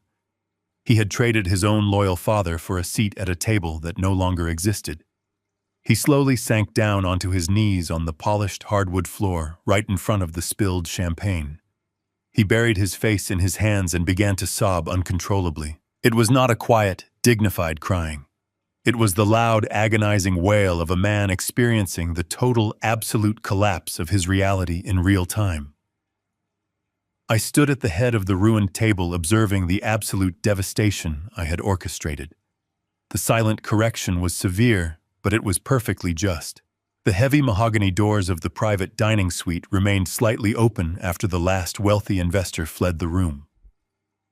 The absolute silence inside the luxurious space was broken only by the pathetic sound of Brian sobbing on the polished hardwood floor. He remained on his knees, surrounded by the spilled vintage champagne and the overturned velvet chairs. Melissa sat frozen at the ruined table, staring blankly at the embossed gold seal on the certified letter that had just destroyed her entire life. I stood near the entrance with Stuart and the two federal agents, observing the complete collapse of my son's fabricated empire. We did not speak. There was absolutely nothing left to say. The legal trap had been sprung, and the structural damage was permanent. Then the heavy doors opened completely. The head waiter stepped into the room carrying a sleek black leather folio. He stopped abruptly, taking in the bizarre and chaotic scene in front of him. He saw the empty chairs, the ruined food, and the weeping man on the floor. He saw the federal agents standing guard by the exit. The highly trained restaurant staff usually ignored the personal dramas of their wealthy clients, but this level of devastation was unprecedented. However, the waiter had a specific job to perform. The private equity investors had ordered thousands of dollars worth of premium caviar, imported Wagyu beef, and rare vintage wines before they evacuated the premises. The restaurant required immediate compensation for the consumed goods. The waiter composed himself carefully, stepped around a pool of spilled red wine, and approached the head of the table. He placed the black leather folio gently onto the white linen tablecloth right next to the certified letter of fraud. He announced in a perfectly neutral voice that the total bill for the evening was exactly $3,400. Brian did not even lift his head from his hands. The concept of a restaurant bill was entirely meaningless to a man who was about to face decades in a federal penitentiary. But Melissa possessed a different kind of desperation. She was entirely driven by the need to maintain appearances. She could not process the massive federal crimes or the impending prison sentences. Her brain desperately latched onto the immediate physical problem in front of her. She believed that if she could just pay this bill, she could somehow regain a tiny fraction of her shattered dignity. She forced herself to sit up straight, smoothing the fabric of her expensive emerald silk gown with shaking hands. She reached for her designer handbag resting on the floor beside her chair. She pulled out a thick, heavy platinum credit card. It was the primary card tied to her interior design business, the very account she had used to funnel stolen client retainers to fund her luxurious lifestyle. She held the metal card between her perfectly manicured fingers, holding it up toward the waiter with a forced, trembling smile. She ordered him to run the card and bring her the receipt immediately. She completely ignored my presence and the presence of the federal investigators. She was desperately trying to project the image of a wealthy, sophisticated woman who was simply dealing with a minor social inconvenience. The waiter took the heavy metal card, nodded politely, and walked out of the private suite to process the transaction at the main terminal. The waiting period that followed was excruciating. I watched Melissa tap her long fingernails against the edge of the ruined table. Her eyes darted nervously toward the open door. She was clinging to the desperate hope that the federal freeze I had announced was simply a bluff or a legal threat that had not yet taken effect. She firmly believed her platinum status would somehow override a federal mandate. I knew exactly what was happening at the main terminal. I knew the digital systems were communicating with the frozen banking servers and generating a hard, undeniable rejection. The heavy silence in the room amplified the sound of Brian's ragged breathing as he remained curled on the floor, completely broken by his own hubris. Less than 3 minutes later, the heavy doors swung open again. The head waiter returned, but he was not alone. He was accompanied by the general manager of the five-star restaurant. The manager was a tall, imposing man, wearing a severe black suit. His expression was entirely devoid of the polite deference usually reserved for their wealthy clientele. He walked directly to the head of the table and placed the black leather folio back onto the white linen. He opened it slowly. Resting inside was Melissa's heavy platinum card, sitting right next to a long red receipt printed with the words, "Transaction declined due to account freeze." The manager looked down at Melissa and stated in a cold, uncompromising tone that her primary banking institution had completely rejected the charge. He informed her that the terminal had displayed a rare code indicating a total asset lockdown. Melissa stared at the red slip of paper as if it were written in a foreign language. Her breathing became shallow and rapid. She began frantically digging through her designer handbag, pulling out a handful of different credit cards. She produced a gold rewards card, a corporate expense card, and a premium travel card. She threw them onto the table in a desperate, chaotic pile, demanding the manager try every single one of them. She claimed there was simply a glitch in the banking system, and that she possessed massive reserves of corporate capital. The manager did not touch the pile of cards. He looked at the two federal agents standing near the doorway, and then looked back down at the terrified woman. He stated that he had already taken the liberty of calling her banking institution directly when the first terminal alert appeared. He informed her that the fraud department at her bank had explicitly instructed him to confiscate all cards bearing her name. He reached out and swept the entire pile of plastic and metal cards into his hand, dropping them into his suit pocket. Melissa let out a short, high-pitched gasp.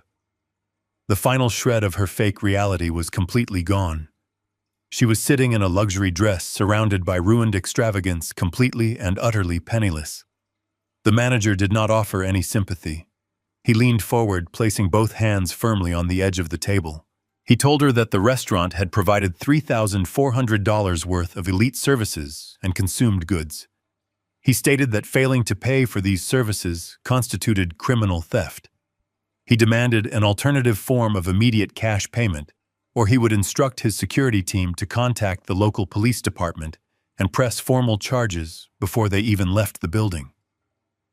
Brian finally looked up from the floor. His face was stained with tears, and his expensive tuxedo was ruined with spilled wine and floor wax. He looked at his wife, realizing that they did not possess a single dollar between them. They could not even afford a taxi ride home. The massive $3 million bridge loan they had celebrated was gone. The business accounts were gone. The stolen client money was gone. They were entirely bankrupt in the most public, humiliating way possible. The threat of immediate local police action for a restaurant bill piled directly on top of the impending federal indictment was the final crushing blow to his shattered psyche. I stood in silence watching the manager enforce the absolute bottom of their downward spiral. I had promised my son that the taste of victory becomes incredibly bitter when the actual bill finally arrives. He was now choking on that exact bitterness. I did not offer to pay the bill for them. I did not reach for my own wallet to save them from this final indignity. I let them sit in the absolute squalor of their own making. The federal agents stepped forward slightly, preparing to officially intervene and begin the formal process of their federal arrests. The grand illusion was dead. The silent correction was absolutely complete. Exactly 7 days had passed since the silent executive suite of the five-star restaurant. The weather matched the grim reality of my son's new existence. A relentless cold rain hammered against the tin roof of my woodworking shop. I was standing inside running a soft cloth over the polished surface of the mahogany desk I had built for my grandson. The local news over the past week had been filled with the spectacular collapse of Melissa Carter Interiors. It had not been a quiet, professional failure. It was a highly public corporate slaughter. The private equity investors had made absolutely sure that everyone in the financial district knew about the forged collateral and the stolen client retainers. Stewart had kept me updated on the rapid legal and financial consequences. The federal authorities had moved with terrifying speed. On Monday morning, the commercial landlord of the downtown design studio had locked the doors and placed an eviction notice on the pristine glass. By Wednesday, the leasing company arrived at their suburban home with flatbed tow trucks. They hitched chains to both of their luxury vehicles and dragged them out of the driveway while the entire neighborhood watched from their windows. On Friday, the primary mortgage lender officially filed for immediate foreclosure on their massive house, citing the federal fraud investigation as a catastrophic breach of contract. Their credit was destroyed, their bank accounts remained frozen, and the civil lawsuits from the defrauded clients were piling up rapidly. The empire built on my forged signature had completely dissolved in exactly 168 hours. I heard the heavy sound of tires crunching against the wet gravel of my long driveway. I did not expect any deliveries. I walked to the window of my workshop and looked out through the driving rain. A battered yellow taxicab was idling on the other side of the heavy iron security gates, marking the entrance to my property. The gates were securely locked.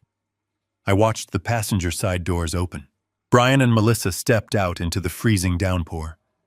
The taxi immediately threw itself into reverse, turning around and speeding away down the rural road, leaving them entirely stranded. I walked out of the workshop and stood under the deep overhang of the porch, watching them approach the iron bars. The physical transformation was staggering. They looked absolutely nothing like the arrogant, sophisticated couple who had sipped vintage champagne just a week ago. Brian was wearing a wrinkled gray hooded sweatshirt that was rapidly soaking through, sticking flat against his shoulders. He looked exhausted. Dark purple bags hung heavily under his eyes, and he had not shaved in days. He was trembling violently in the cold rain. Melissa was completely unrecognizable. She was not wearing imported silk or heavy gold bracelets. She wore a cheap plastic rain slicker. Her hair was plastered flat against her skull, and the flawless makeup she usually wore to project absolute power was entirely gone, revealing the pale, terrified face of a woman who had finally hit rock bottom. I zipped up my heavy canvas work jacket and stepped out into the rain, walking slowly down the gravel driveway. I did not rush. I let them stand there, gripping the wet iron bars, feeling the bitter cold. I reached the gate and stopped, remaining on my side of the iron barrier. I did not unlock it. I did not invite them inside out of the storm. I simply looked at them. Brian gripped the metal bars so tightly his knuckles turned white. He looked at me with wild, desperate eyes. He did not issue any arrogant commands or demand respect. He opened his mouth, and the very first sound that came out was a pathetic, broken sob. He pressed his face against the wet iron. He begged me to open the gate. He pleaded for just 10 minutes of my time, claiming they had absolutely nowhere else to go. He said the federal prosecutors were threatening them with 20 years in a maximum security prison unless they could produce the millions of dollars they had stolen from the design clients. He cried that all of their wealthy friends had completely abandoned them. The people they had so desperately tried to impress at the graduation party, the people they had deemed special enough to attend while excluding me, had blocked their phone numbers and locked their doors. They were entirely toxic. Melissa pushed her way to the front, crowding the space next to Brian. The woman who had laughed at my work boots and offered me a $50 gift card was now openly weeping. She pushed her hands through the gaps in the iron bars, reaching out toward me in a desperate, grasping motion. She begged me to forgive her. She claimed she had been incredibly foolish and blinded by the pressure of running a high-profile business. She cried that she never meant to hurt me, and that she always respected my simple, honest life. The lie was so transparent it was almost physically sickening. She did not respect my life. She only respected the massive fortune sitting in the blind trust she had recently discovered during the federal investigation. Brian interrupted her, his voice cracking loudly over the sound of the falling rain. He brought up the blind trust. He told me he knew about the massive fortune Stuart was managing. He completely dropped any pretense of wanting to repair our relationship and went straight for the money. He begged me to authorize a release of funds. He claimed that $3 million was nothing to me, just a tiny fraction of my total wealth. He swore on his life that if I just paid off the defrauded clients and hired an elite criminal defense team to make the federal charges disappear, he would spend the rest of his life making it up to me. He promised to visit me every single week. He promised to be the perfect devoted son. He was trying to sell me the exact same fake loyalty he had used to steal my land. They stood in the freezing mud, pouring out a torrent of desperate promises and pathetic apologies. They offered to clean my workshop. They offered to cook my meals. They offered to humiliate themselves in any way I required if I would just sign a check and save them from the terrifying reality of federal prison. The sheer volume of their begging echoed against the surrounding trees. They firmly believed that because I was an older man, because I was a father, I possessed an infinite reservoir of unconditional weakness they could exploit. They thought the biological tie between us would eventually force me to capitulate. They assumed the sight of them shivering and crying in the rain would break my resolve and wipe away the fact that they had meticulously forged my signature to leave me homeless. I stood in the rain, completely unmoved. I did not feel a single drop of pity. The people standing on the other side of the gate were not my family. They were ruthless financial predators who had simply run out of victims. The tears running down their faces were not tears of genuine remorse. They were not crying because they regretted their terrible actions or because they felt guilty for betraying me. They were crying entirely because they had been caught. They were crying because the consequences of their massive fraud had finally arrived, and they lacked the strength to face them. I watched the cold rain wash the remaining traces of their fake elite lives into the mud at their feet. I let them beg until their voices grew hoarse and their desperate promises faded into exhausted, pathetic whimpers. I listened to the entire performance, and then I prepared to deliver my final verdict. The freezing rain continued to beat relentlessly against the thick iron bars of the heavy security gate. I stood motionless under the downpour and waited until my son and his wife had completely exhausted their vocal cords. Their desperate whimpers and pathetic apologies slowly faded into the loud ambient noise of the storm. They stared at me through the wet metal bars with wide, terrified eyes, waiting for the unconditional, paternal rescue they had always taken for granted.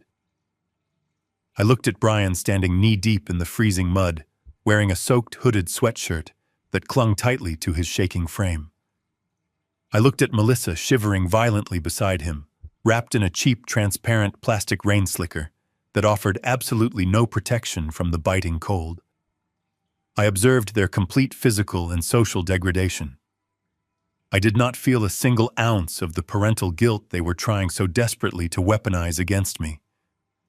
My paternal instinct had died the exact moment I saw my forged signature on that fraudulent deed. I took a slow, deliberate breath of the cold, wet air. I finally broke my long silence. I spoke in a voice that was completely flat, stoic, and entirely devoid of any emotional warmth. I told them that their theatrical performance was incredibly impressive. I told them they possessed a remarkable, profound talent for playing the helpless victim, right after completely destroying their own lives. I addressed Brian first. I looked directly into his bloodshot, panicked eyes. I told him that I had listened very closely to his pathetic apologies and his grand, desperate promises of future loyalty. I told him that he was speaking to me right now as if he had simply made a minor bad business investment or a foolish, youthful mistake. I forcefully and coldly corrected his massive delusion. I reminded him that he did not make a mistake. He executed a highly calculated, deeply malicious, and perfectly planned federal financial crime. I described the exact psychological process required to forge my signature on a government document. I told him I knew he had spent countless hours sitting at his expensive mahogany desk practicing the exact loops and sharp angles of my handwriting. He had studied my personal identity specifically so he could completely erase my financial existence. He had walked into a title loan office and willingly signed away the 60 acres of pristine land I had spent my entire adult life working grueling hours to secure. He had actively and consciously chosen to leave his own father completely homeless just to cover up the massive criminal debts his wife had accumulated. I told him that a man who is capable of that level of profound, calculated betrayal does not possess a soul worth saving. Then I turned my absolute attention to Melissa. She flinched physically under my cold, unyielding gaze. I reminded her of the phone call from exactly 2 weeks ago. I reminded her of the sharp, condescending laugh she had let out when she informed me I was not wealthy or special enough to attend my own grandson's college graduation celebration. I reminded her of the exact moment she stood inside her completely bankrupt design studio, surrounded by stolen luxury furniture, and proudly handed me a $50 gift card to a cheap roadside diner. I told her that she had built her entire fake identity on looking down at honest working-class people like me. She had spent a decade actively mocking my calloused hands, my faded green flannel shirts, and my old rusted pickup truck. I told her it was deeply poetic and perfectly just that she was now standing in the freezing mud, begging for a massive financial handout from the exact same man she had treated like absolute garbage. I told her that her tears and her fake apologies meant absolutely nothing to me, because they were born entirely out of raw financial terror and not a single shred of genuine human remorse. Brian gripped the wet iron bars even tighter, shaking them weakly in a final desperate attempt to interrupt my verdict. He cried out about the blind trust again, begging me to just sign a single piece of papers to release the $3 million they needed. He claimed it was my fundamental duty as a father to protect my only son from the horrors of a federal penitentiary. I stepped right up to the iron gate until my face was only inches away from his. I told him the absolute, undeniable truth about the Carter Holdings Master Trust. I explained that I had built that financial fortress 10 years ago specifically to protect him from his own greed. I had seen the early warning signs of his deep entitlement and his toxic obsession with fake wealth. I hid my $40 million because I wanted to force him to build a legitimate, meaningful life with his own 2 hands. I wanted him to learn the true value of honest labor and personal integrity. I told him that opening the trust now and paying off his massive criminal debts would completely destroy the entire core purpose of my life's work. I stated with absolute, uncompromising finality that I would rather watch every single dollar in that massive account burn to ash than hand a single penny over to a thief who forged my legal name. I proceeded to break down the exact terrifying reality of their impending future. I told them I was not actively punishing them or seeking cruel revenge. I was simply refusing to interfere with the natural, devastating consequences of their own horrific choices. I explained that the federal prosecutors were going to tear their entire lives apart, and I was not going to hire a single lawyer or spend a single dollar to defend them. I told them the civil courts were going to strip them of every single asset they had ever falsely claimed to own. They were going to permanently lose the massive suburban house, the luxury imported cars, and the remaining pathetic shreds of their fake high society reputation. I told Brian that he was going to stand in a cold federal courtroom and confess to his massive financial crimes, and he was going to do it completely alone. I told him that when the federal judge handed down his lengthy prison sentence, he would finally have to take personal responsibility for the very first time in his entire pathetic existence. The freezing rain began to fall even harder, washing the remaining loose gravel down the steep slope of the driveway. I took a deliberate physical step back from the heavy iron gate. I told them that our relationship was officially and permanently severed. I explained that a true family is not simply a biological accident or a shared last name. A real family requires mutual respect, basic honesty, and a solid foundation of unconditional trust. They had completely eradicated every single one of those vital elements. I told Brian that he was no longer my son. He was simply a desperate, terrified criminal who had attempted to rob an old man. I told Melissa she was no longer my daughter-in-law. She was just a common fraud, completely terrified of the justice system she could no longer buy her way out of. I established a rigid, impenetrable boundary right there in the freezing rain. I told them that my 60-acre property was a peaceful sanctuary reserved only for honest, hard-working people, and they no longer qualified for entry. Brian fell to his knees in the thick mud, still gripping the iron bars, crying out my name in a high-pitched, agonizing wail. Melissa collapsed right beside him, sobbing uncontrollably into her wet, shaking hands. I did not look away or show any signs of weakness. I watched them break completely under the crushing weight of their own actions. I raised my right hand and pointed a single calloused finger down the long, empty rural road behind them. I delivered my final, uncompromising order.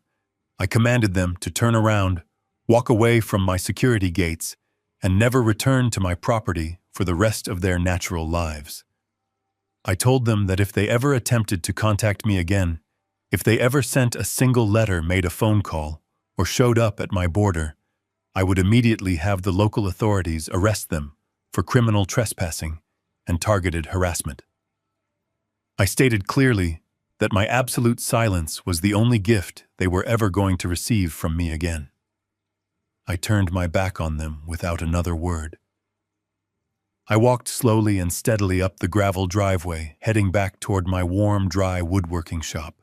I heard their desperate screams echoing through the trees behind me, begging me to come back, begging for a mercy they absolutely did not deserve. I did not break my stride or look over my shoulder. I walked inside my shop, closed the heavy, solid wooden door, and locked the deadbolt firmly into place, sealing them outside in the cold, dark storm forever. The heavy storm that washed my son away finally broke just before dawn. The morning sun rose over the tree line, casting a bright, clean light across my 60-acre property. The air smelled of wet pine needles and damp earth. I spent the early hours of the morning sweeping the dead leaves off the front porch and organizing the heavy steel tools inside my woodworking shop. The profound silence of the rural landscape felt completely different today. It was no longer heavy with the suffocating anticipation of a conflict. It was the deep, absolute peace that only follows a necessary destruction. I was standing at my workbench, running my calloused hand over the smooth mahogany wood, when I heard the distinct sound of a vehicle engine turning off the main paved road and crunching onto my gravel driveway. I did not expect any visitors. I wiped my hands on a clean cotton rag and walked out of the shop, stepping into the cool morning air. I looked down the long slope of the driveway toward the heavy iron security gates. A bright yellow city taxi was parked right outside the barrier. The bright artificial color looked completely out of place against the backdrop of the deep green forest. I watched the driver pop the rear trunk. The passenger door opened, and a tall young man stepped out onto the wet gravel. It was my grandson Cameron. He was not wearing the expensive designer clothes his mother had always forced him to wear for their high society photographs. He was wearing a simple faded canvas jacket, heavy denim jeans, and a pair of sturdy leather work boots. Cameron walked to the back of the taxi and pulled out two large, heavy canvas duffel bags. He did not look angry or panicked. He moved with a quiet, deliberate purpose. He paid the driver through the open window and stepped back. The yellow taxi executed a sharp turn and drove away down the rural road, leaving Cameron standing entirely alone outside my locked gates. He did not shout my name or rattle the iron bars the way his father had done just yesterday. He simply picked up his heavy bags, walked up to the gate, and waited patiently. He knew I was there. He respected the boundary I had established, and he possessed the dignity to wait for my permission to approach. I zipped up my heavy canvas jacket and began the long walk down the gravel driveway. Every step I took brought the sharp reality of the situation into focus. My son had raised this boy in a house completely built on massive lies and stolen money. Cameron had grown up surrounded by the toxic illusion of immense wealth and social superiority. I had kept my distance for years, specifically, to avoid the suffocating arrogance of his parents. I did not know what kind of man the boy had truly become. I reached the iron gate and stopped. I looked at Cameron through the thick metal bars. He looked exhausted. The physical toll of the last week was clearly visible on his face, but his eyes were completely clear and steady. Cameron set his heavy bags down in the wet gravel. He looked me directly in the eyes and did not offer a polite, meaningless greeting. He started speaking with a calm, measured voice. He told me he had packed everything he owned and walked out of his parents' house 3 days ago. He said he had absolutely no idea about the massive commercial bridge loan, the forged property deed, or the stolen client retainers until the federal investigators showed up at their front door with a search warrant. He described the absolute chaos of the last week. He watched his mother scream at the bank officials and watched his father completely fall apart, blaming everyone else in the world for his own criminal actions. Cameron took a deep breath and addressed the deepest betrayal first. He brought up the graduation party at the exclusive country club. He told me he had begged his parents to invite me. He wanted his grandfather there to see him celebrate his architectural degree. His parents had flatly refused, claiming I was too busy with my rural life to attend. Cameron told me he spent the entire party sitting in a corner, watching his parents hand out business cards and pitch fake hotel projects to wealthy private equity investors. He realized that night that the party was never about celebrating his hard work. It was a calculated networking event, and he was nothing more than a convenient prop used to secure their fraudulent commercial loans. He told me that when the truth finally came out, when he saw the foreclosure notices and realized his entire life had been funded by stolen client money, he felt a profound, sickening disgust. His father had actually demanded that Cameron help them hide their remaining valuable assets from the federal authorities. Brian wanted his own son to become an active accomplice to his massive financial fraud. Cameron looked at me through the iron bars and said he refused completely. He told his parents that he would rather sleep on the cold city streets than spend one more second living inside their criminal illusion. He packed his canvas bags called a taxi and walked away from the toxic wreckage of their lives, completely turning his back on their fake high society world. Cameron did not ask me for money to pay off his massive student loans. He did not ask for access to a trust fund or a comfortable monthly allowance. He pointed toward the thick woods and my large woodworking shop. He told me he had a university degree in architecture, but he realized he knew absolutely nothing about how things were actually built in the real world. He said he wanted to learn how to construct a solid foundation. He wanted to learn how to work with his hands, how to measure twice and cut once, and how to live a life that was completely honest and real. He asked me if I needed a full-time apprentice. He asked if he could stay in the small spare room above the garage and work for his daily keep. I stood completely silent, processing his words. The stark contrast between my son and my grandson was absolutely staggering.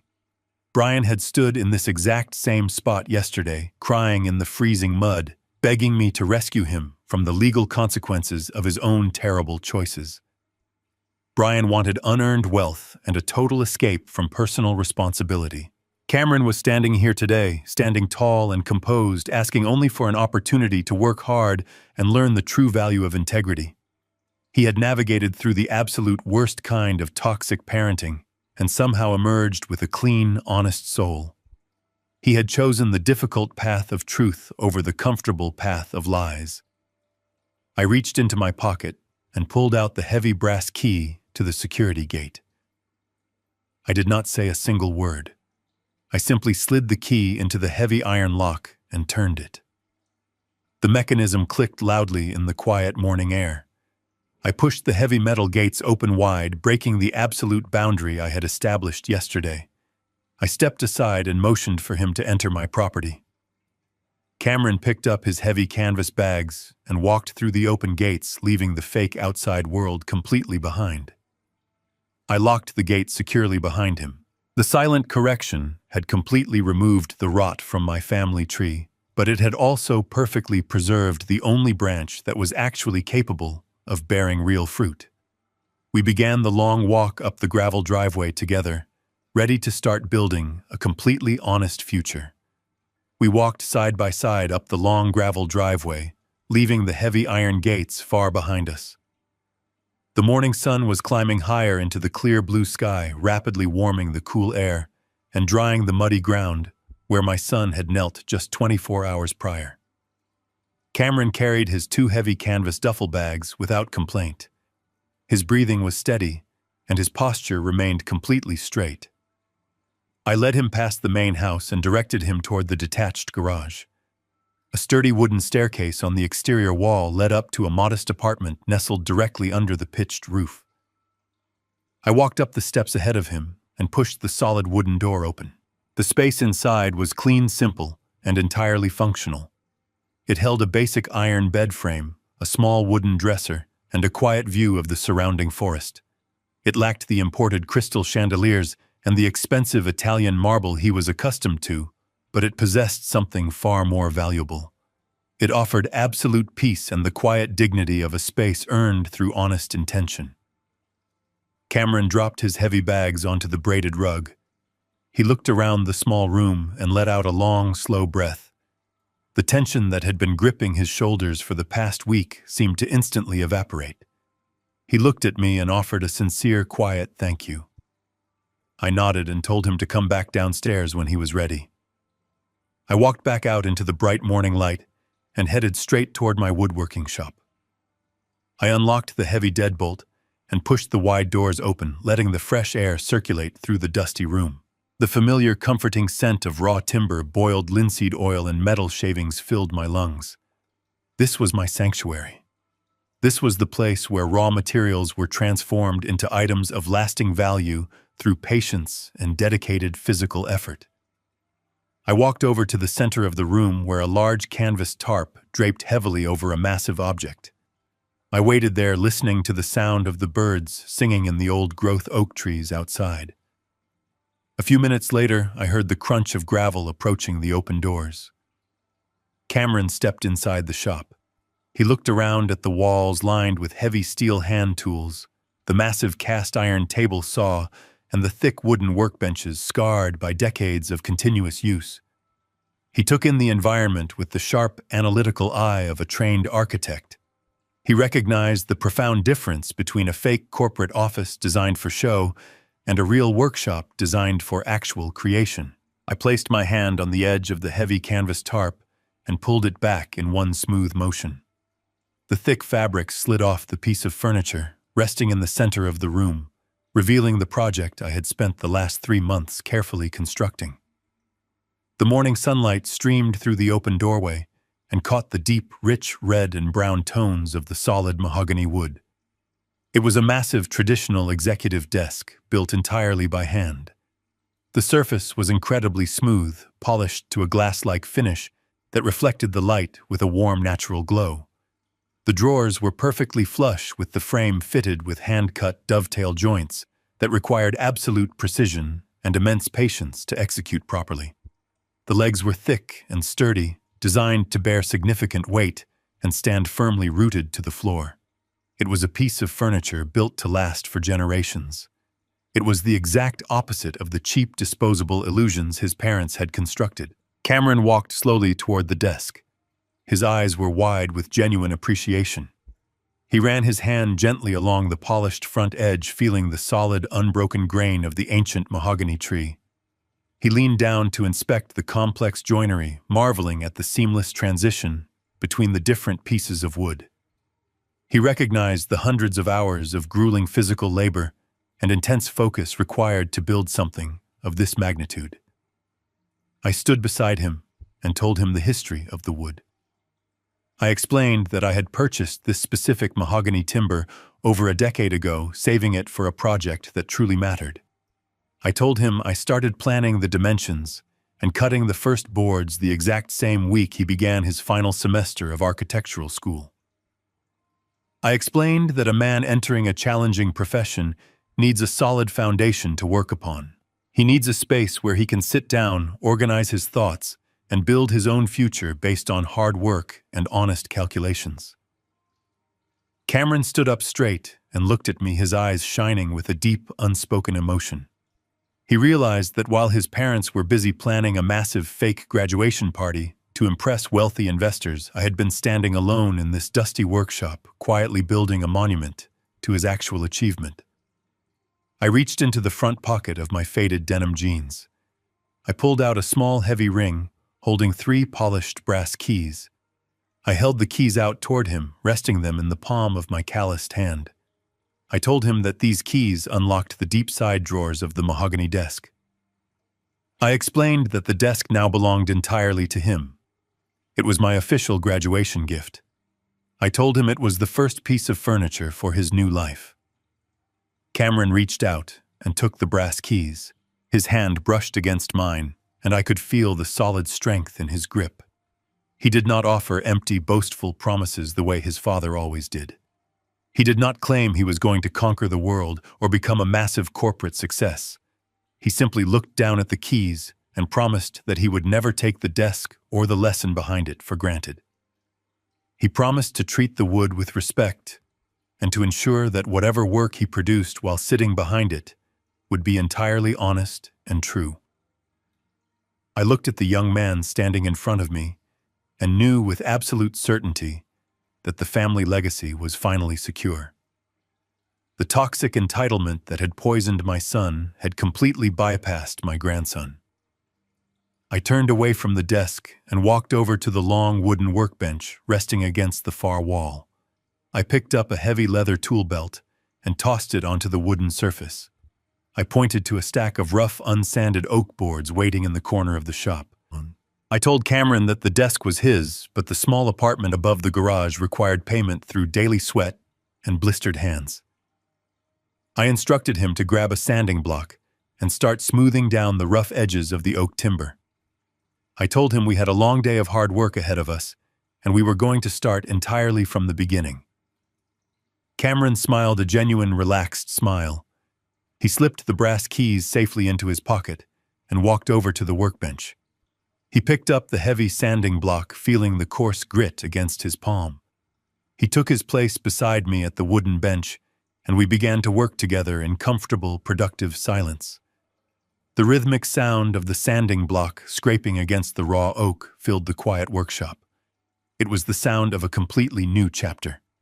The massive storm of federal fraud, fake wealth, and profound family betrayal was completely over. The silent correction had removed the destructive elements from my life and left behind only what was real and enduring. I had lost a son to the corrupting influence of unearned arrogance, but I had gained a grandson who possessed the quiet strength to build a legitimate, meaningful life. We stood side by side in the dusty, sunlit room, surrounded by the smell of raw wood and the promise of a truly honest future. The old toxic legacy was completely dead, and a new, respectful foundation had finally been established. The ultimate lesson of this story is that true wealth is never measured by the brand of a tailored suit or the size of a rented crystal chandelier. It is measured entirely by the integrity of your daily actions and the solid strength of the foundation you build with your own two hands. Blood alone does not forge a family, it simply provides an opportunity to create one. When that opportunity is deliberately squandered through massive greed and calculated deceit, those biological bonds must be ruthlessly severed to protect what is actually real. A life built on the shifting sands of stolen money and arrogant lies will always inevitably collapse, but a legacy carved from honest physical labor and mutual respect will stand completely unbreakable against any storm. If you believe that true respect is earned through unwavering honesty rather than simply demanded by shared blood, leave a comment sharing your own experience and subscribe to the channel for more stories of absolute justice.